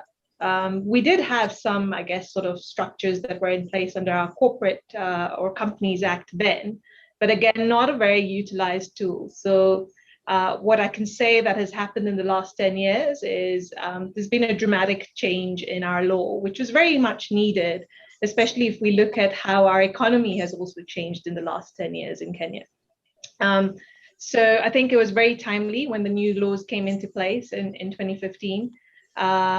They've been a real, I guess, game changer because they have changed the mindset. The mindset has now gone from, liquidation or going to the deathbed to business rescue.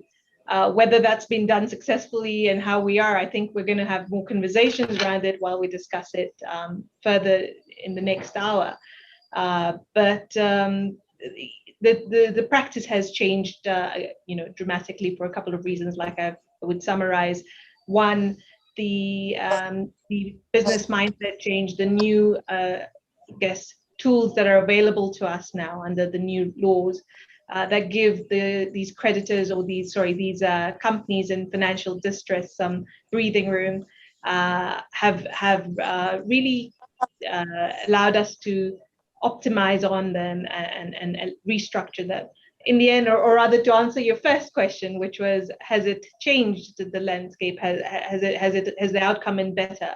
I would say yes, most definitely the outcome has been better with the change in laws. Yeah. Thank you, Ruti. So Des, quite apart from the mindset of practitioners and anyone who's in this field changing, as Ruti has told us, so that we've moved from cannibalizing companies and liquidating them at the first whisk of insolvency, what else do you see as having evolved in the restructuring legal practice regime in Kenya? Yes, thanks, Noella. I think the other thing that has changed is that the companies in distress are now voluntarily looking for formal insolvency procedures as a way of restructuring their debt. And 10 years ago, an insolvency would be triggered by a creditor looking to enforce, their security, either through appointment of a receiver or, a creditor filing a winding up petition.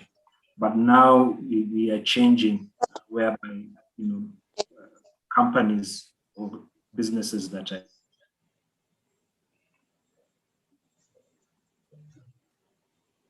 So I think we've lost Desmond slightly. Distress are now voluntary. Can you still hear me? Now we can. You can proceed. Okay, sorry about that. Yes, so I don't know where you lost me, but I was just saying that I think one of the things that has changed is the triggers for insolvency. So in the past, a trigger of insolvency would be when a creditor files a petition to wind up the company, or a secured creditor appointing a receiver to enforce their security. Now we have businesses that are in distress voluntarily looking to see what mechanisms they can use to restructure their debt. So I think that has been a big change. Okay, thank you, Desmond. Do you think, Desmond, just to follow up on what you've said, is that because of the director liability that may arise on account of trading whilst insolvent? Or is it just the new legal regime has made people more aware that they can voluntarily go into administration and liquidation rather than wait for a creditor to trigger that? Why do you think is the reason there's more voluntary administrations? I think it is both. A decade ago, there were the options were limited, as Ruti pointed out. I mean, what was available in the Companies Act was only a scheme of arrangement. But under the new regime, there are more options available. And then obviously, yes, the duties of the directors has also been increased, whereby they have a duty not to trade wrongfully. So if they are aware that their businesses are in financial distress, then they have a duty to seek financial advice or legal advice on how they can mitigate further losses to creditors. So I think it is both the change in the law and the obligations that directors now have. Okay, thank you. So I think at this stage, maybe we can hear from the other sectors in the economy. That's the finance sector as well as the regulator. And maybe before I introduce, I allow George to answer a few questions in the same topic. I'll introduce Diana at this stage. I have finally retrieved her bio. So Diana Mumo, who is on screen, is an advocate of the High Court of Kenya, and she's currently serving as the Senior Assistant Official Receiver in the Official Receiver's Office. That's the Business Registration Service. She's a member of the LSK and INSOL International, and she has a keen interest in insolvency law and practice.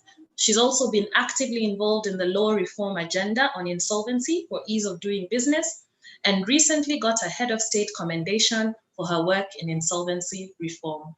We welcome Diana to this panel, and we're quite happy and honored to have you. And we'd like to take this opportunity to congratulate you on your recent commendation by the head of state for your contribution in insolvency practice. Karibu sana, Diana. And without further ado, I think my question to you is pretty similar to what I asked Bruti and Desmond, but a bit focused on your area, which is what has been the driving force behind the development of insolvency and restructuring practice in Kenya? Because we've seen a lot of that happening. You know, COVID could be one of them, but we'd like to hear from you what you think is driving the development of this area. Thank you, Noella. I think the main driving force behind insolvency reform and the development of the practice has been financial markets and the investment markets. For there to be financial market stability, there has to be an insolvency and creditor rights system that's predictable, that's affordable, and that's transparent. So there had to be a sort of reform that was geared towards that, a reform agenda that enabled companies be able to restructure their debt and be able to recover from insolvency, and also a regime that allowed creditors to be able to recover their money, because in any robust economy, no financial market can exist without a creditor and investor-driven economy.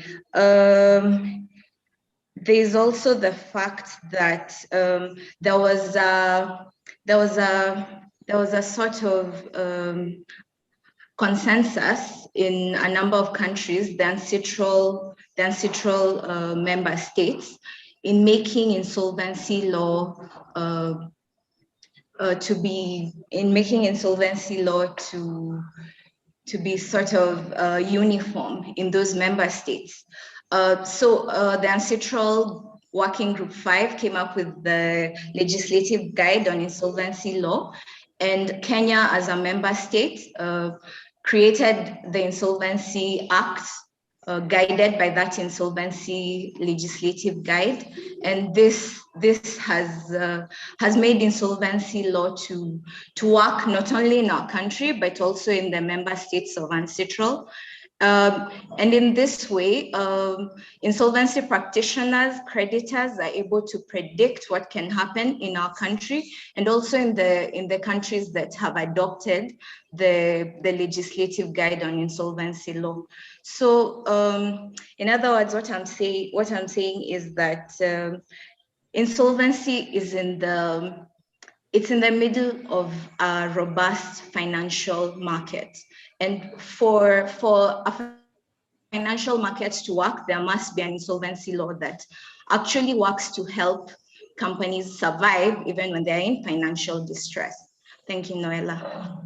Yeah, I think that's very interesting. I actually didn't know that that's the thinking behind the coming into force of the new insolvency legal framework. So it's quite useful to know that there's that background and that ultimately it is geared in attracting investors to come into Kenya and to predict what would happen if their business goes bust or the business of their creditors go bust.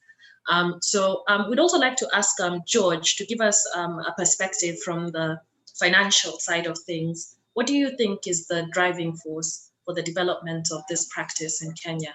George? Yeah, thank you very much. I think maybe just starting from where we were in the Pre-Insolvency Act days. I think the options, first of all, are very limited. I think Desmond talked about a scheme of arrangement as an option that was available to a company. But to outsiders, like let's say creditors or lenders, you only had the option of, say, receivership or liquidation, which effectively mean realizing the assets of the business. What then happened with the new insolvency regime is to provide more options from the perspective of how a stakeholder can intervene in a distressed situation. So you now can, for example, look at an administration, you can look at a CVA, you can look at even just, for example, the recently introduced moratorium. Now, what that does then is also then provide you with an opportunity to pursue different priorities. Now, we've said that previously, the only priority a practitioner would pursue is the realization of assets. But what the insolvency law now is doing is to give you priorities. One, try and rescue the company. If the company cannot be rescued, then try and achieve a better outcome for the creditors and other stakeholders than would be otherwise achieved in a liquidation or a receivership. And then, of course, if those two priorities do not work, then you can liquidate the business. So that also gives you more in terms of once you are appointed as a practitioner and you undertake an assessment of the business, to be having a kind of a priority list achievable in this particular situation. Then the third aspect is when you're actually implementing the strategy that you've selected, it also provides more flexibility. For example, when you go into an administration situation, you've got a moratorium that prevents, aggrieved stakeholders from interrupting the execution of the strategy that you've adopted. In the same process, you have provisions that can allow you to borrow money, trade the business, and stabilize it and keep it going, as you find, for example, a purchaser who can then obviously buy the business as a going concern and keep it going. So from where we sit as practitioners, we see the new insolvency law as having come in to provide a lot more options, a structured way of determining the priorities in terms of what will you want to achieve. And number three, in the process of executing, you have got a lot more flexibility in terms of the things that you can do. You can borrow money, you can propose certain arrangements. And then finally, the other thing it does is to then create a framework where stakeholders are involved. Previously, when a bank appointed a receiver, the receiver was answerable to the bank. They had no business interacting or engaging with other creditors. In the context of an administration or a voluntary arrangement, you have to engage and get the consensus and buy-in of all the other stakeholders. And therefore is a more cooperative, collaborative process. And as a result, in our experience, we've seen, processes commenced under the new insolvency law facing less challenges, even in terms of injunctions and litigation. So that is how we are seeing, the insolvency and restructuring regime post Insolvency Act 2015. Thank you, George. That's quite insightful. I think you've said quite a lot you've summarized very nicely what the Insolvency Act hopes to achieve. And maybe I'll just invite Joyce to tell us a bit about the enactment of the Companies Act and the Insolvency Act, and whether it's had a significant impact in corporate restructuring, and in essence, has it lived up to its promise, which is the crux of the discussion we're having today. Do you think it's an A or an A? Thank you, Noella. So for the Companies Act, a lot has been said about what the corporate regime is, but if I take it back, really the Companies Act covered the entire life of a company, the old Companies Act, from incorporation all the way through to winding up. It also had provisions that allowed for the arrangement and reconstruction between companies and their creditors or companies and their members. That has been carried forward into the new Companies Act, and that's the concept George just talked about schemes of arrangement. So they existed before, they're not a new concept, it's just that now they've been given a new lease of life in the new Companies Act with more comprehensive provisions. And we have assisted clients to deploy schemes of arrangements successfully under the new regime on a number of occasions. I also think that the split that has arisen between the life of a company and the ancillary matters that arise during the life of a company and insolvency processes, which are now covered under the Insolvency Act, is very useful. And it's in line with what happens in other developed markets. I also think that the addition of directors' duties under the new Companies Act, which duties existed in common law previously, is useful because it's now clear to directors what exactly is expected of them and what liability can arise as a result of them not complying with their duties. On the insolvency front, I agree with a lot of what has been said in the sense of, yes, it gives us a lot of options. We have administration and CBAs which are now available.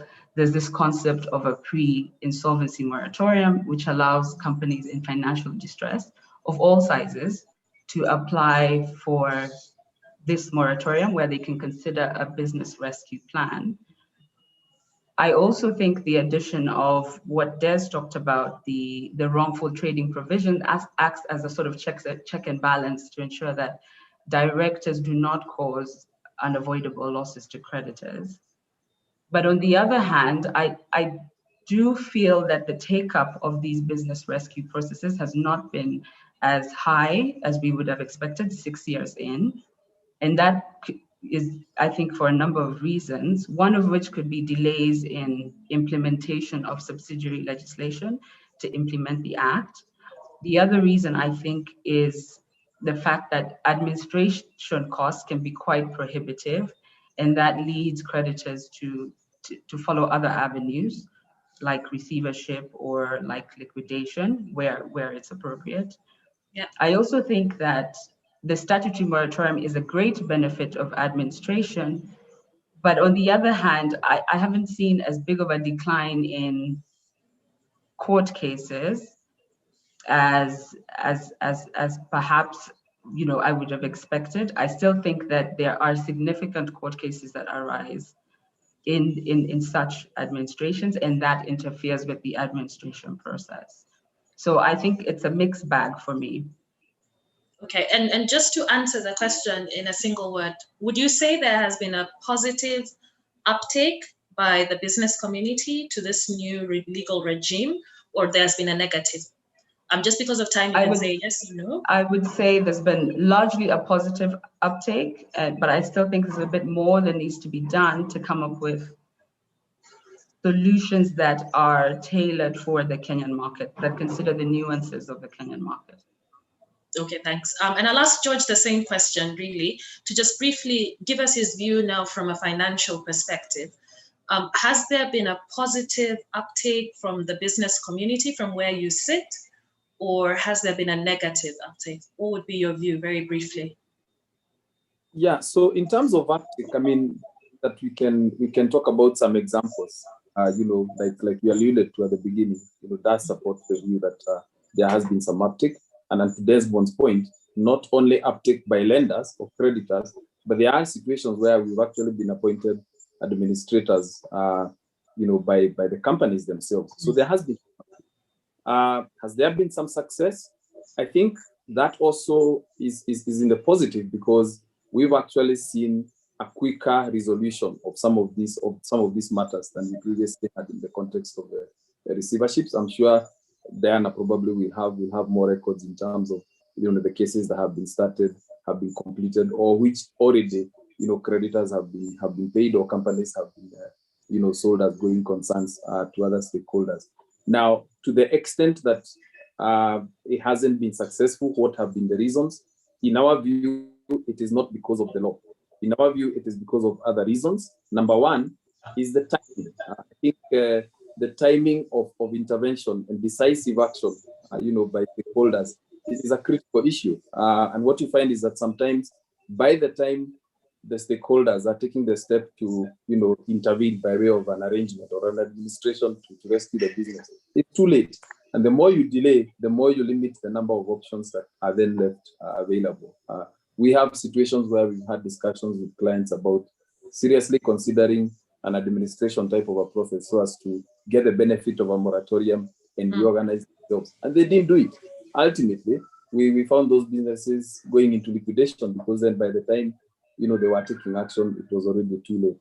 The other one is obviously the point that was alluded to earlier, where certain stakeholders are still fond of going to the courts, getting the processes of the insolvency practitioners injuncted or derailed. Those things also do have impact in terms of the effectiveness. But I think just the mere fact that those options are available even help in terms of helping businesses to do even out of court restructurings, because when you have a group of stakeholders and you're trying to put together a framework and some of the stakeholders are not cooperating, there is already the awareness that they could be cramped down, say through a scheme of arrangement or an arrangement, which then, if it is supported by the majority of the creditors, it can still push through the framework. So the tools, from where I sit, are the right tools. I feel that if they're implemented in a more proactive and timely manner, they could go to a greater length. Thank you, George. Thank you, Joyce. So now, just to shift focus slightly, I think we've heard that the legal regime is good. There's more of a positive review of that legal regime. I'd like Vruti and Diana to take us through what the impact of COVID has had on the restructuring practice, because it seems to have been timely, because COVID, when you talk COVID, you talk insolvency of businesses. So maybe we can begin with Vruti. Just how has COVID-19 impacted on insolvency and restructuring practice? And it seems that, it came at the right time. What can you say about that? Sure. I feel I'll categorize it into two sort of responses. One, how has the COVID-19 pandemic been, affected our practice specifically? From a borrower's perspective, I expected a lot of companies, especially in the tourism sector, Kenya being so tourism centric, to have, really utilized some of the provisions that the law provides, some of the moratoriums, some of the avenues, breathing room that the law provides. It's been quite surprising that there hasn't been much uptake from the borrower side. I feel the main reason for this is a big cultural reason. I still feel insolvency, the word, even though it provides a business rescue regime under it, has a connotation of the end, and a lot of people are shy of using business rescue regimes. So I would really put it to that the borrower-led sort of usage in our practice has been quite slow, as Joyce was saying earlier. From a lender perspective, I would say it's been quite the opposite, in the sense that I've seen lenders, especially now that the CBK moratorium, or rather the CBK directive has lapsed in respect of giving moratoriums and restructuring debt. I feel that the lenders are now more of the view to utilize what tools they have within the arsenal and under the arsenal of the Insolvency Act. And we've seen a lot of lenders enforcing some of these rights. And more lenders seem to be preferring to use the administration route to get protection from the moratorium, especially against litigation from other unsecured creditors and otherwise.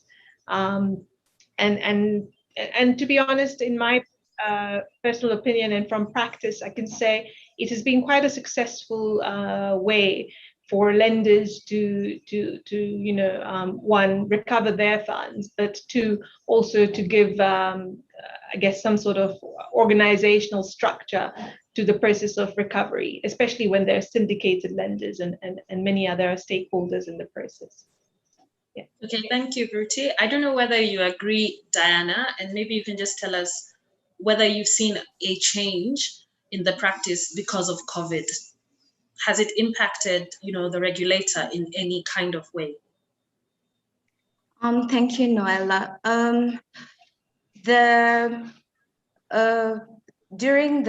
When the pandemic started, there was a sort of consensus from the entire world and the country that there would be an increase in the number of insolvencies. However, as Ruti has stated, from a regulator's perspective and from a look at our registry, we haven't received an increase in formal insolvency applications filed. However, this does not mean that people are not facing liquidity problems. The truth is, when COVID-19 pandemic started, there was a decline in business, and this essentially led to people losing their jobs, businesses shutting down, and this in turn, of course, leads to liquidity issues and essentially leads to insolvency. Maybe the reason why we haven't seen an uptick in formal insolvency applications is due to the government response to the pandemic, and also the CBK response to mitigate the pandemic. However, we think that going forward and in the long term, we will see an avalanche of formal insolvency applications being filed with us, because the truth is, companies and businesses and individuals are facing liquidity problems. The only issue is whether they'll survive the pandemic and whether they'll shut down or look into the insolvency procedures being provided. As George Weru stated earlier, the earlier the intervention, the better for the business, the better for the company. And we would encourage businesses that are facing financial difficulty to explore the insolvency options available, because they are good options. And with the introduction of pre-insolvency moratorium, we even have a better option where a company or a business will look at its options before they can decide which formal insolvency procedure to get into, or they can even be rescued by investors. So we are hoping that people will explore all the options available to them, and with time, we'll see more companies getting back to business. And with the return to normalcy, we hope that things will go back to normal and businesses will continue thriving rather than shut down. Thank you, Noella. Thanks. And I think I agree with both Dana and Ruti. Particularly, Ruti raises the important point that the connotation of the word insolvency makes companies reluctant to even initiate any of those procedures under the Insolvency Act, because then, what goes out is you're bankrupt, you're broke, you're shutting down, even if you've decided to do a voluntary creditors arrangement or you've decided to do a voluntary liquidation. So I think I agree with Ruti, and I also agree with you, Diana, that I truly think the impact of COVID was not felt in 2020 and will be felt in 2021. So that whilst there has been no increase in filings with you last year, people still had work from the year before and they still had money. But the real clincher is whether this year they will survive, unless COVID is, dealt with effectively. So I do anticipate, and I do think you'll be very busy, and so we will wait to see that space and see whether that will be true. But I think now, if we can just ask Desmond to kind of give us an overview of generally the challenges and opportunities in the current corporate restructuring regime in Kenya, so that he can elaborate a bit, COVID aside.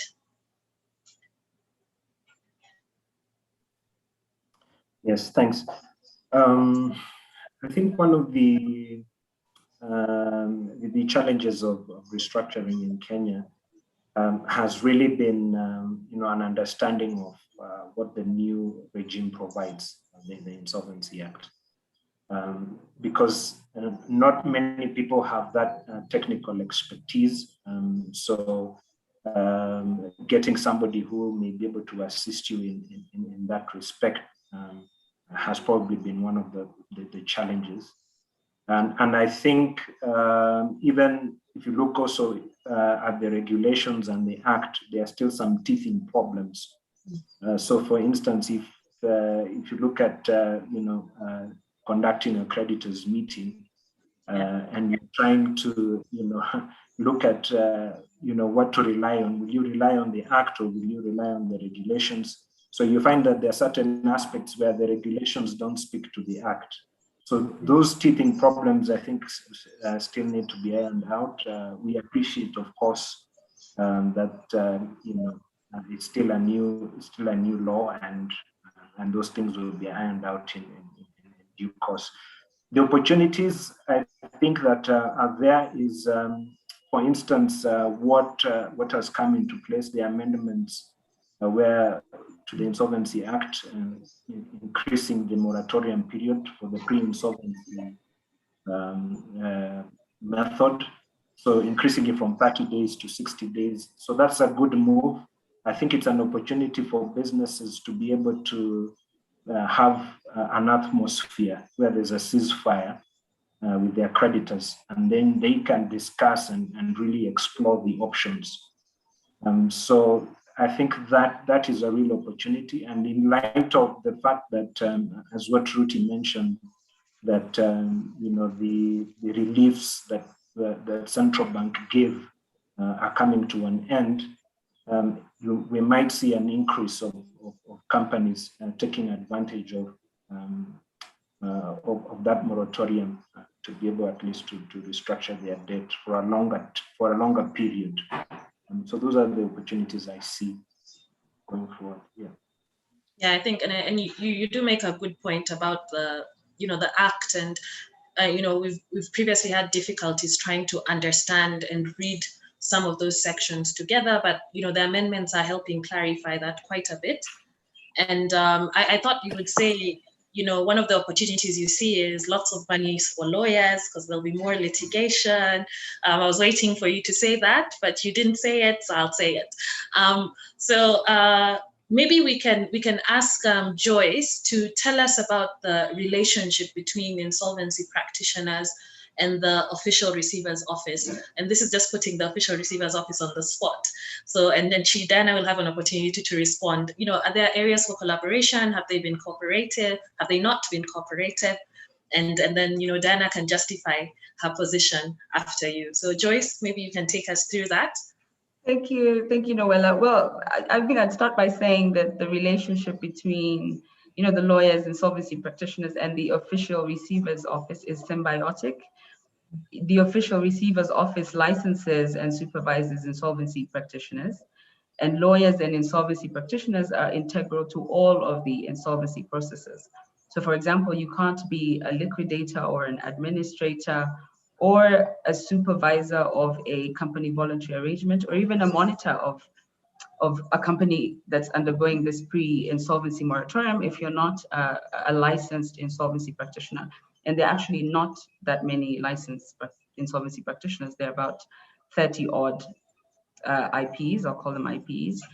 And then the lawyers come in because they advise, debtors, they advise creditors, they even advise the insolvency practitioners themselves during the entire insolvency process, whichever one is being adopted. So really, they all live in the same ecosystem, and they can't really do without each other.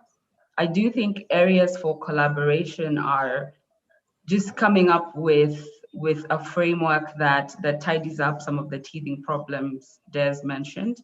And indeed, there is already, a steering committee that's been set up by the Office of the Official Receiver to review the law and propose changes that make the law more usable, more versatile. And I also think they can collaborate on the education piece that has been alluded to, whereby debtors are more informed about what the benefits of these business rescue options are. and also education across the board, all the way to the court system, because really when the cases go to court, they're the ones that make the judgments that influence how these rescue procedures are conducted. Yeah, and I'll you stop there and let Diana. Yeah, so I think before Diana takes the floor, you do make an important point about educating all the practitioners and the stakeholders, because if you look at case law, which is very recent, you will find conflicting ratios in some of the cases that are being churned out. And I think the judiciary, previously when arbitration was still something very new, they've done a very good drive at educating the judges, so that's not a problem anymore. And I think they know arbitration so well that they don't need to be educated anymore on that. But I think insolvency is one of the areas that is now ripe for training, not just the judges, but also I think the practitioners, the legal practitioners. We don't have time to read that very thick statute cover to cover and understand it. So I think I agree with you, Joyce. And Diana, do you think there are areas of collaboration with practitioners, and what has been your relationship working with lawyers? We've been very nice, haven't we? Thank you, Noella. Yes, I will agree with Joyce that we have a symbiotic relationship, and the official receiver plays a very unique role in terms of the fact that they're both regulator and they're also practitioner in insolvency. As regulator, we try and ensure that the IPs, the insolvency practitioners, are doing what they're supposed to be doing. And in relation to legal practitioners, that group of legal practitioners plays a unique role in insolvency in that they're actively involved in the insolvency process on an advisory role, and also in terms of when matters go to court, which they usually do.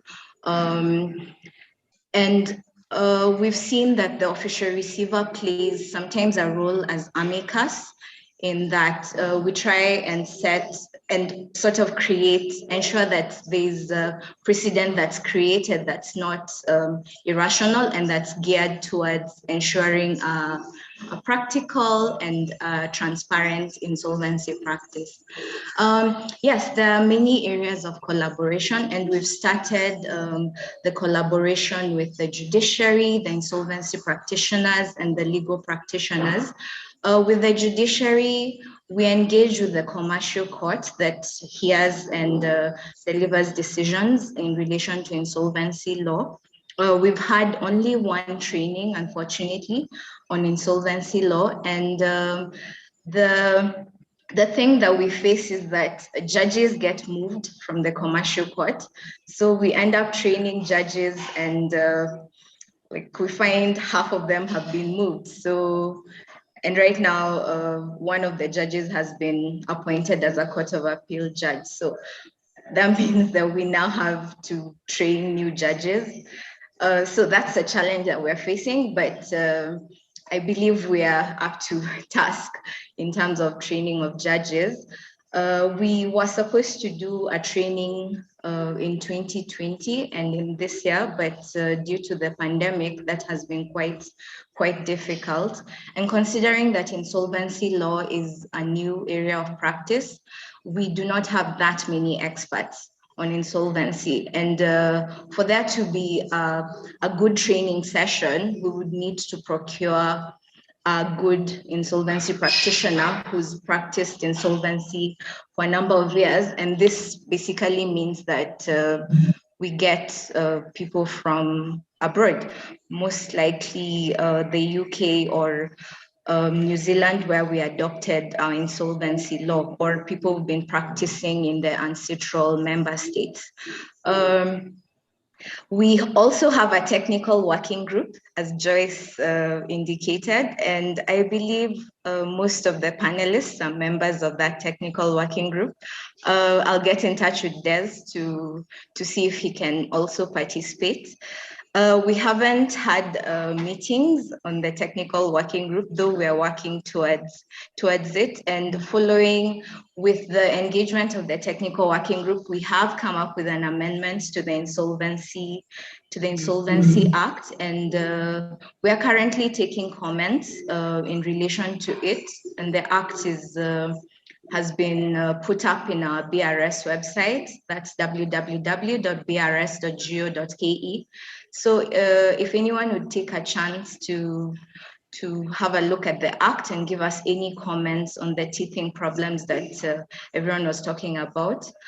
We need to appreciate that insolvency law is quite a unique aspect of law, and there was expected teething problems when we were starting. So the more comments we receive and the more collaboration we get from the legal practitioners and the insolvency practitioners, the better the practice is going to get.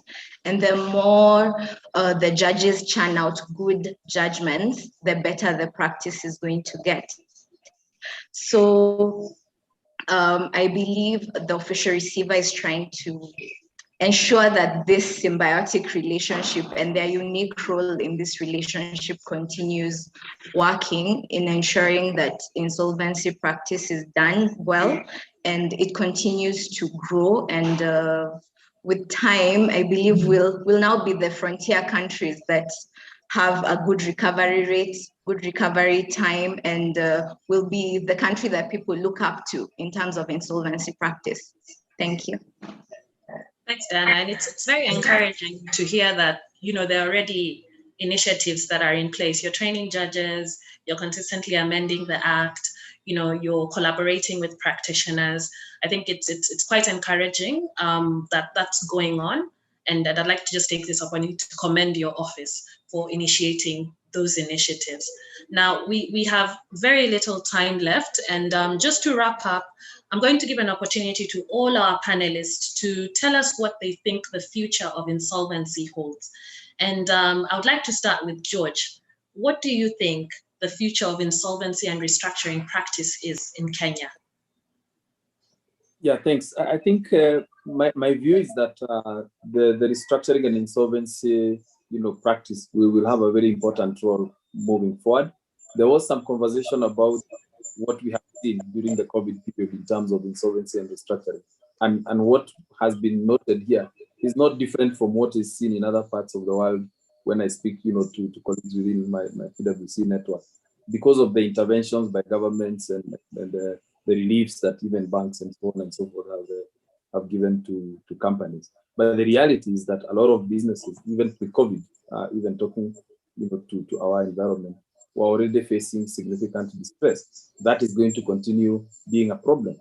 And we are seeing more complexity in terms of the level of leverage, the number of stakeholders who are involved.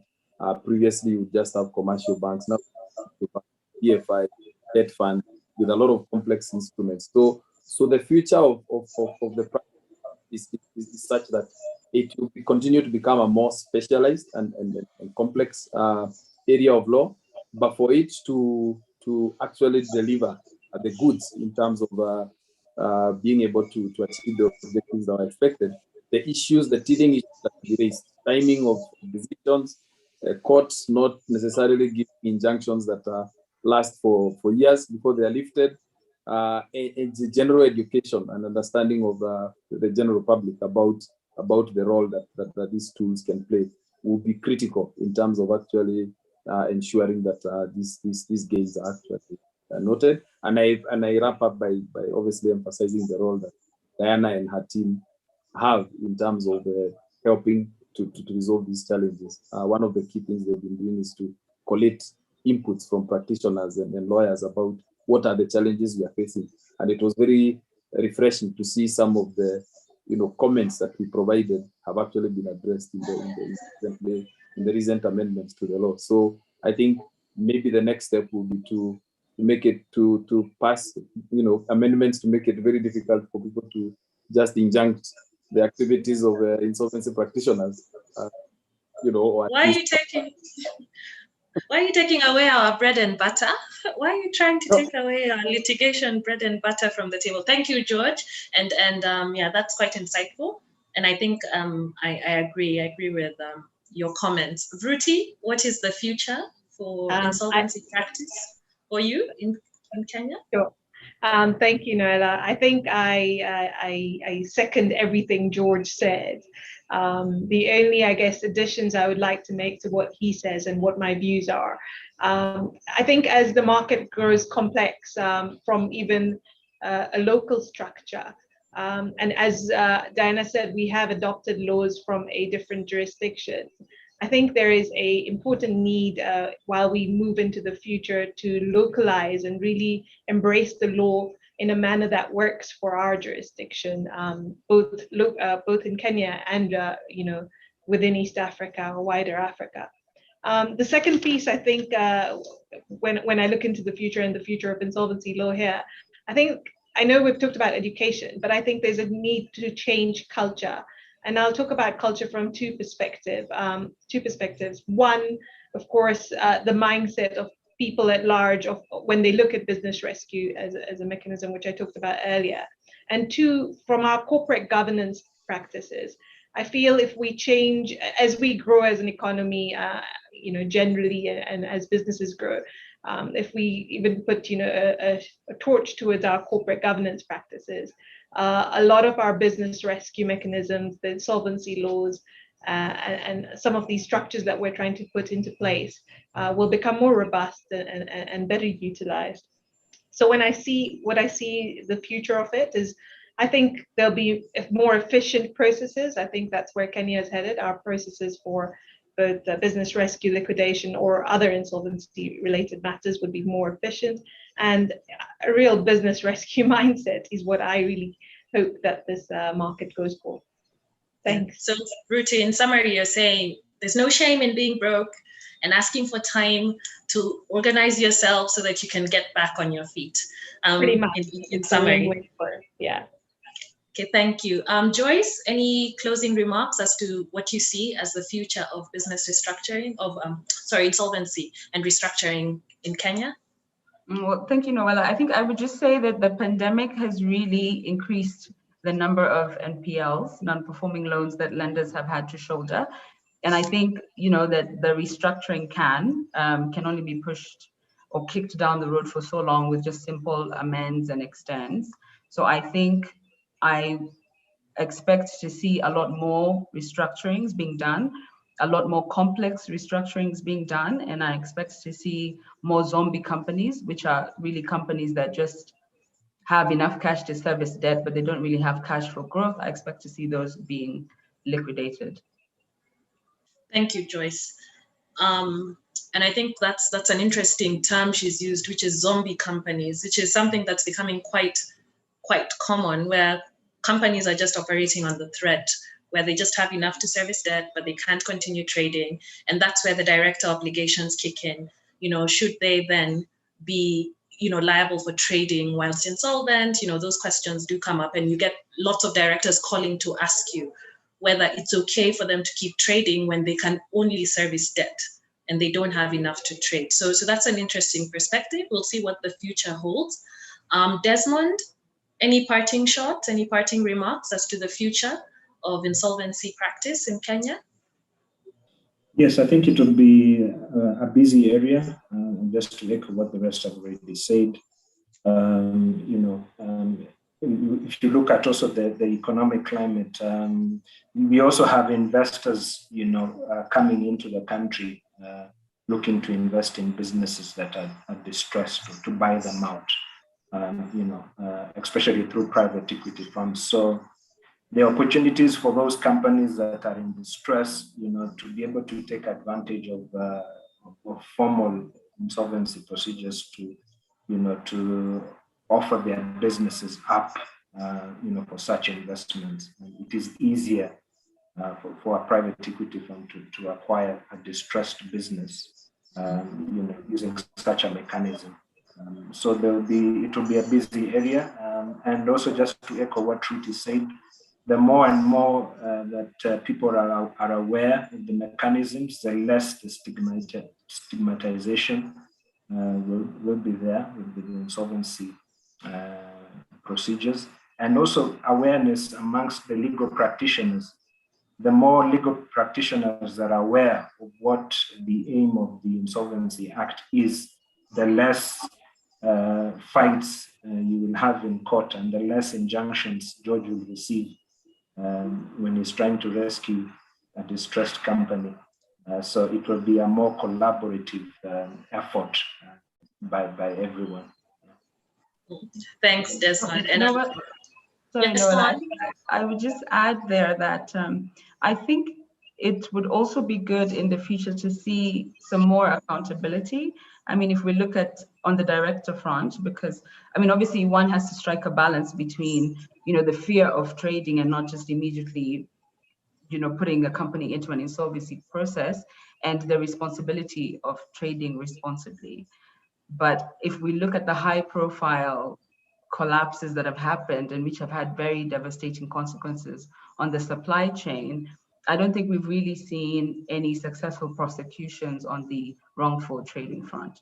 So I think accountability will also be useful in that respect. I agree. And I'm very conscious that we are running out of time. So I will ask Diana to wrap up with a parting shot. And after that, I'll request that Alan takes the podium. And I'd like to close my remarks by thanking the panel and letting Diana take the floor. Thank you, Noella. I think the future of insolvency in Kenya, I believe there will be a change in culture and mindset around insolvency, as Vruti and Des indicated. And with this change in mindset, I believe companies will now take up more formal insolvency procedures and in turn be able to recover from being liquidated. I also foresee a more affordable insolvency process. I think with collaboration with the insolvency practitioners and Kina George, we can even have a sort of fee structure for insolvency practitioners. We are hoping to get to that at some point. So yes, I'm seeing change of mindset and a more affordable insolvency process. Thank you. Thank you, all of you. It has been extremely insightful and interesting to listen to you. And I am very honored and privileged to have moderated this very distinguished panel. Asanteni. Alan, up to you now for the Q&A. Thank you so much, Noella. Thank you so much, George, Ms. Mumo, Joyce, and Desmond. We have 2 questions on the chat, so I don't know, we have 9 minutes to go. So I will ask them cumulatively, then Noella, you could decide who would answer. Then after that, we can give the closing remarks. One is from Odera George, Joseph Schumpeter, let me see, I'm pronouncing it correctly. Describe capitalism as a perennial bane of creative destruction. Is it wise to administer companies that have been rendered insolvent due to market forces, e.g. Kodak? 2 is a question by Gregory. So I hope, do I handle them that way, or would you like to answer? Then we go to the second one. I think you can just list all of them, and then maybe to save on time, we can then allocate. The second question is from Gregory. Concerning duties and liabilities of directors of insolvent companies, have there been any developments when it comes to personal liability of directors? That is, have any former directors of insolvent companies been held personally liable? Is there any provision allowing for the same in the insolvency laws? And then the last one is just a question, maybe it can be answered in one line. In the Business Laws Amendment Act, references to provisional supervisor were deleted and replaced with monitor. What was the rationale from a practitioner's perspective? Those are the 3 questions. Thank you. Okay, so I think the first question, whether it is wise to continue administering or placing under administration a company that is technically insolvent, I'd like to request maybe George to answer that, because he's involved in the day-to-day administration of companies, and he'll be able to give us maybe better insight on that. George, and if anyone else wants to chime in, just chime in right after George.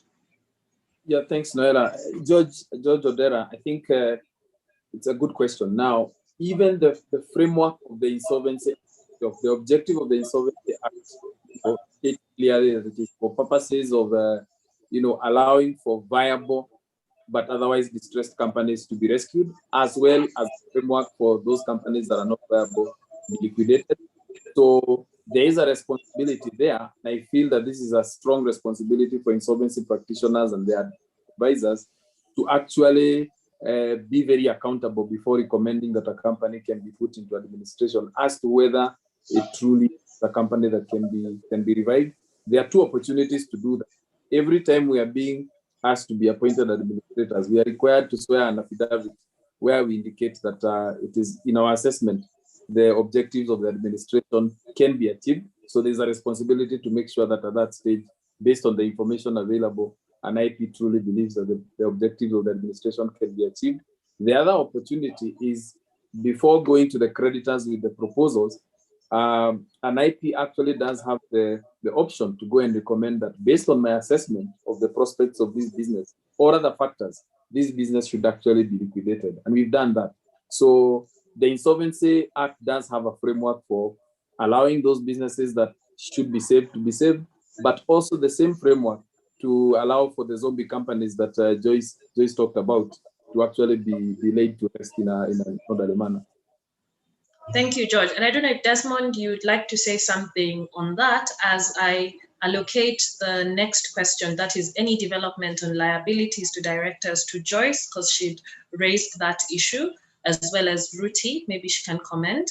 And then the final question on provisional supervision, supervisor being replaced by a monitor.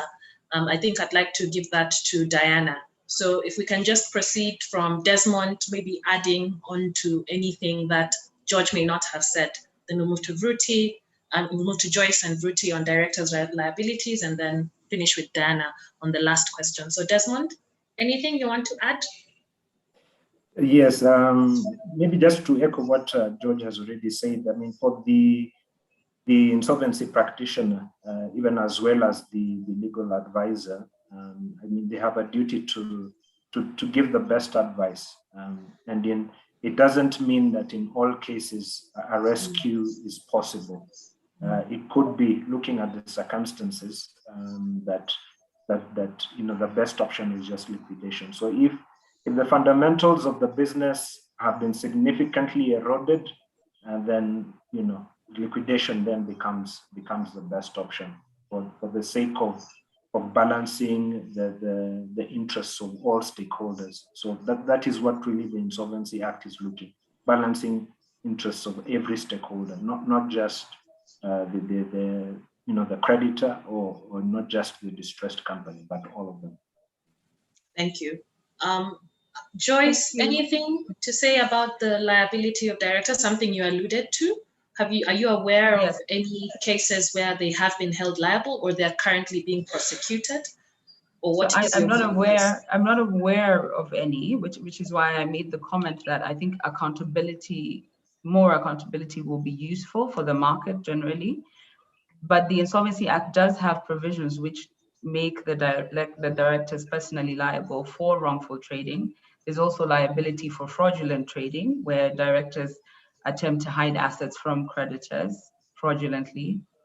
And there are a number of other offenses which are related to insolvency under the Insolvency Act. So I think the law is very comprehensive on that issue. It's now just a question of applying the law. Maybe Noella, to add on to what Joyce has stated, we are making amendments to the law to make it that the official receiver may have power to prosecute such directors. and to also find a way to have insolvency practitioners cooperate with the official receiver in instances where they find the directors either acted fraudulently during the insolvency process. So this is an area that we've taken note of, and we've made amendments. We've made proposed amendments to this provision to ensure that directors will be held liable for their actions. Just before Vruti chimes in, there's something that comes to mind, and I remember when I was reading about this accountability of directors, it is one of the reasons that companies are disincentivized for filing for administration or liquidation, because then when the receiver comes in, they're able to see whether there is potential to charge the directors, because they're looking now from the outside inside to see whether they can charge them either for wrongful trading. And maybe we should try and see how we can tweak that, because it does disincentivize directors who ought to be filing for voluntary liquidation or be filing for administration from doing so, because they're afraid that you will come in and then you will look at them and then you will charge them. So that's just my 2 cents on that. And I don't know if Vruti has anything to say on that point as well. I know we're running out of time, so I'll be quick. A couple of points, Noella. First, to address what you just said, I think it goes back to corporate governance and strengthening our general corporate governance across the country. So if we have better structures, then usually within that structure, you would be upholding the level of duty you would need under the law. So the disincentivization of the whole process might not be such a big driver. And then I guess the second point I just wanted to make around the whole piece is, sorry, I've just lost my train of thought. I'll end it at there, sorry. No problem. So maybe we can ask Diana to tell us what informed the proposed amendment now to changing provisional supervisor in the Act to the term monitor. I saw that also, and I was a bit, I wanted to know what drove this. Why was it very necessary? Because there's hundreds of amendments to that effect in the Business Registration Amendment Act. Okay, the word supervisor has been used in the Insolvency Act in relation to company voluntary arrangement and individual voluntary arrangement. So in simple words, we did not want to make a confusion between the two procedures, because a monitor is an insolvency practitioner involved in the pre-insolvency moratorium, and we didn't want there to be confusion with the word supervisor used in terms of company voluntary arrangements and individual voluntary arrangements. Understood. Okay. So I think unless Vruti has collected her thoughts and wants to say something, we probably have come to the end. Vruti, have you collected your thoughts, or it's run away completely? I have, sorry, thank you. Now I was just going to go back to you and what you specialize in, asset tracing and advising on forensic investigation, which I think plays a huge role from a distressed entity perspective and making directors liable for some of those actions. So I just wanted to touch base on that. Thank you. Yeah, and thanks. And just to mention what Vruti says, so we're currently involved in tracing assets for companies that have gone insolvent, but really banks. So this is the KDIC as a regulator, but we hardly get instructions for private companies that are not banks or financial institutions to hold the directors accountable and trace their assets. And so all of you make good points when you say you'd like to see more directors being held accountable. We've seen it with KDIC and CBK going after the directors of banks, and tracing those assets is actually quite difficult, but we need to see a lot more of that in all these other companies that aren't regulated by CBK or KDIC. So I think Vruti, thanks for mentioning that. So thank you again, and back to Alan. Thank you for the opportunity, Strathmore and Bowmans. I've really enjoyed being part of this panel, and I've learned so much, and I hope we can do this again sometime. Thanks, Alan. Thank you so much, Noella. Just before you finish, I don't know if Ms. Mumo, you've seen the question on the lack of unavailability of the amendment bill, the insolvency bill. Yes, I have. I'll instruct our IT to ensure that it's been uploaded. Thank you so much, and also thank you for the comment, Ms. Irene Kashindi. We take note of that, and also in terms of asking local people also who have become experts or are in the process of becoming experts of insolvency instead of bringing people from outside. Thank you so much, Noella, for quite a good job in moderating this panel. Ms. Mumo, for your time, Ms. Mbui, George Weru, Desmond, and Ms. Shah, thank you for being with us. This has been a good panel. For now, we'll take a break until 1:45 p.m. when we'll have the next panel, which is on corporate dispute resolution in Kenya, which shall have John Ohaga Senior Counsel, Kirago Kimani Senior Counsel, Nazima Malik, and it shall be moderated by Evans Monari.